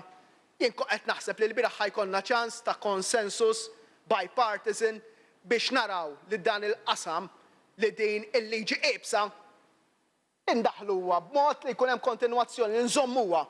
U jekk naraw li jkun hemm nies li jirresti jħallsu 2400 euro laqwa li ma jimpjegawx persuna b'diżabilità, jekk hemm bżonn nolluha. Ħalli il-punt li rridu drive-in f'moħħ in-nies illi l-integrazzjoni ma tispiċċax fil-klassi, L-integrazzjoni trid tkun parti essenzjali mis-soċjetà tagħna u jien konvint li din tmur lil mill-politika. Jien konvint illi jista' jkollna konsens bipartisan fuq xi ħaġa kruċjali bħal din. Maħna l-persuni b'diżabilità qegħdin ngħidu aktar. Qegħdin inserħu moħħ il-ġenituri, speċjalment ta' persuni b'diżabilità intellettwali li qed ngħidulhom meta tiġu neqsin intom ħajkonna dak li wedniekom. Id-djar żgħar fil-komunità fejn joqogħdu b'mod indipendenti u liedkom. Ħajkonna 10 djar simili sal-aħħar ta' din il-leġislatura li għandha tieħu il-peace illi hemm bżonn. U jalla nkunu x'aħna jkunx hemm intom. Jalla nkomplu għaddejjin dan il-proġett ta' integrazzjoni fil-komunità. Bl-istess mod daħħalna issa. Daħħalna streamlining tal-liġijiet li min qiegħed il-wirt tiegħu għal uliedu b'diżabilità, speċjalment intellettwali, għax iktar li jgħod tal-persuni b'diżabilità intellettwali fit-trusts, dak il-wirt jkun totalment eżenti minn kwalunkwe tip ta' taxxa, Sur President. Dan barra li ħandaħlu persuni b'diżabilità f'numru preċedent ta' bordijiet tal-gvern ħalli f'kull post tibda tittieħed deċiżjoni skont il-veduta ta' din il-minoranza kruċjali fis-soċjetà tagħna. Sur President, jien gburi wkoll li dan il-gvern u dan il-budget qiegħed iddaħħal il-kunċett ta' equal pay for equal work. Illi wara li blacklistjajna numru ta' kumpaniji li kienu qegħdin jħaddmu nies bil-prekarjat, issa mis-sena d-dieħla l-kuntratti kollha l-ġodda illi ħajkun hemm mis-sena d-dieħla il-qudiem ta' kontratturi li jagħtu cleaners, carers, securities li l-gvern il-kontratti kollha l-ġodda jekk inti cleaner mal-kontrattur u qiegħda tagħmel xogħol post tal-gvern trid titħallas mill-inqas fl-inqas skala tal-istess grad ta' cleaner tal-gvern. Jekk inti carer li qiegħda taħdem il-Mater Dei jew x'imkien mal-privat, trid titħallas mill-inqas fl-istinqas skala tal-istess grad tal-carer li jaħdem mal-gvern. Mhix ħadkun faċli u tiswa l-flus. U ħanibdew bil-kuntratti l-ġodda. Imma din ħatkun riforma kbira li ħatati iktar dinjità lil dawn il-persuni. Sena wkoll li ġejja li ħatkun mimlija sfidi fil-qasam soċjali fejn ħansiru pajjiż aktar liberali, Sur President. Kemm jingburi illi din in-naħa tal-Kamra b'mod sod matul din is-sena għaddejna il-landmark legislation, għaddejna punt kruċjali tal-mod ta' kif insiru pajjiż liberali illi għaddejna aħna bis-saħħa tagħna id-dritt tal-unjoni ċivili għal persuni tal-istess sess. Ħaddieħor astjena, Sur President. Aħna ħatkomplu tafu li taraw illi iva forsi ma neħdux l-iktar deċiżjonijiet popolari, imma nieħdu l-iktar deċiżjonijiet inħossu li huma ġusti, li nġibu l-ugwaljanza f'dan il-pajjiż. Issa għandna l-Gender Identity Bill illi permezz tiegħu ħanatu aktar drittijiet. Mis-sena d-dieħla ħajkonna vot għal persuni ta' 16 il-sena. Ħajkonna wkoll il-bidu tal-liġi dwar il-koabitazzjoni. U fuq kollox l-sfida l-kbira li ħajkonna fil-ġimgħat li ġejjin u forsi kalla jrid illestuwa qabel dan il-Parlament jagħlaq għal tajjel tal-ewwel tas-sena, ħankunu qegħdin indaħħlu l-bidliet għad-dekriminalizzazzjoni tal-qasam tad-droga f'pajjiżna fejn. U din ħatkun waħda mill-iktar bidliet ġenerazzjonali. Fejn qegħdin ngħidu il-tfal żgħażagħ u din ngħidha b'naqra trepitazzjoni kif ġieli ngħid bħala missier illi naf li dawn il-bidliet ħajaffettwaw lil uliedi li llum għandhom 7 snin u li ħatkun bidla anke kulturali. Qegħdin ngħidu m'għandniex nibqgħu għaddejjin li jekk tifel jew tifla jinqabdu bi ftit ħaxixa nagħmlu show bihom il-qorti għal ħabs jew ħafna kundanni u isimhom jixxandar ma' kull imkien. Imma li ikun hemm mod ta' kif nitkellmu magħhom lil dawn it-tfal, lil dawn iż-żgħażagħ. Illi jekk ikun hemm għall-użu personali nifhmu għaliex qegħdin jużaw għall-użu personali. Li nkunu ibsin mad drogi jibsa, ma ċertu nies, ċertu oqsma bħal kannabis nifmu wkoll illi l-kannabis issa tintuża f'ċertu kura, f'ċertu tneħħija ta' ċertu uġieħ jekk tkun preskritta mill-ispeċjalisti. U mhux nies jinnafhom mijiet illi jgħidulek jien mort ġibt mediċina tal-kannabis għat-tifel tiegħi li għandu kanser u smagiljajta jien. Nisa xjuħ, nisa anzjani, temmen biex inserħu, għax ma flax naraħ jisofri iktar, rajt fuq dil-biċċa. Għaliex għandna nkomplu b'dan l-affarijiet. Jekk ikun hemm professuri li jridu jippreskribjaw, jridu jiktbu dawn it-tip ta' mediċini, għandna nkunu lesti li nagħmlu l-aħjar għall-pazjenti tagħna.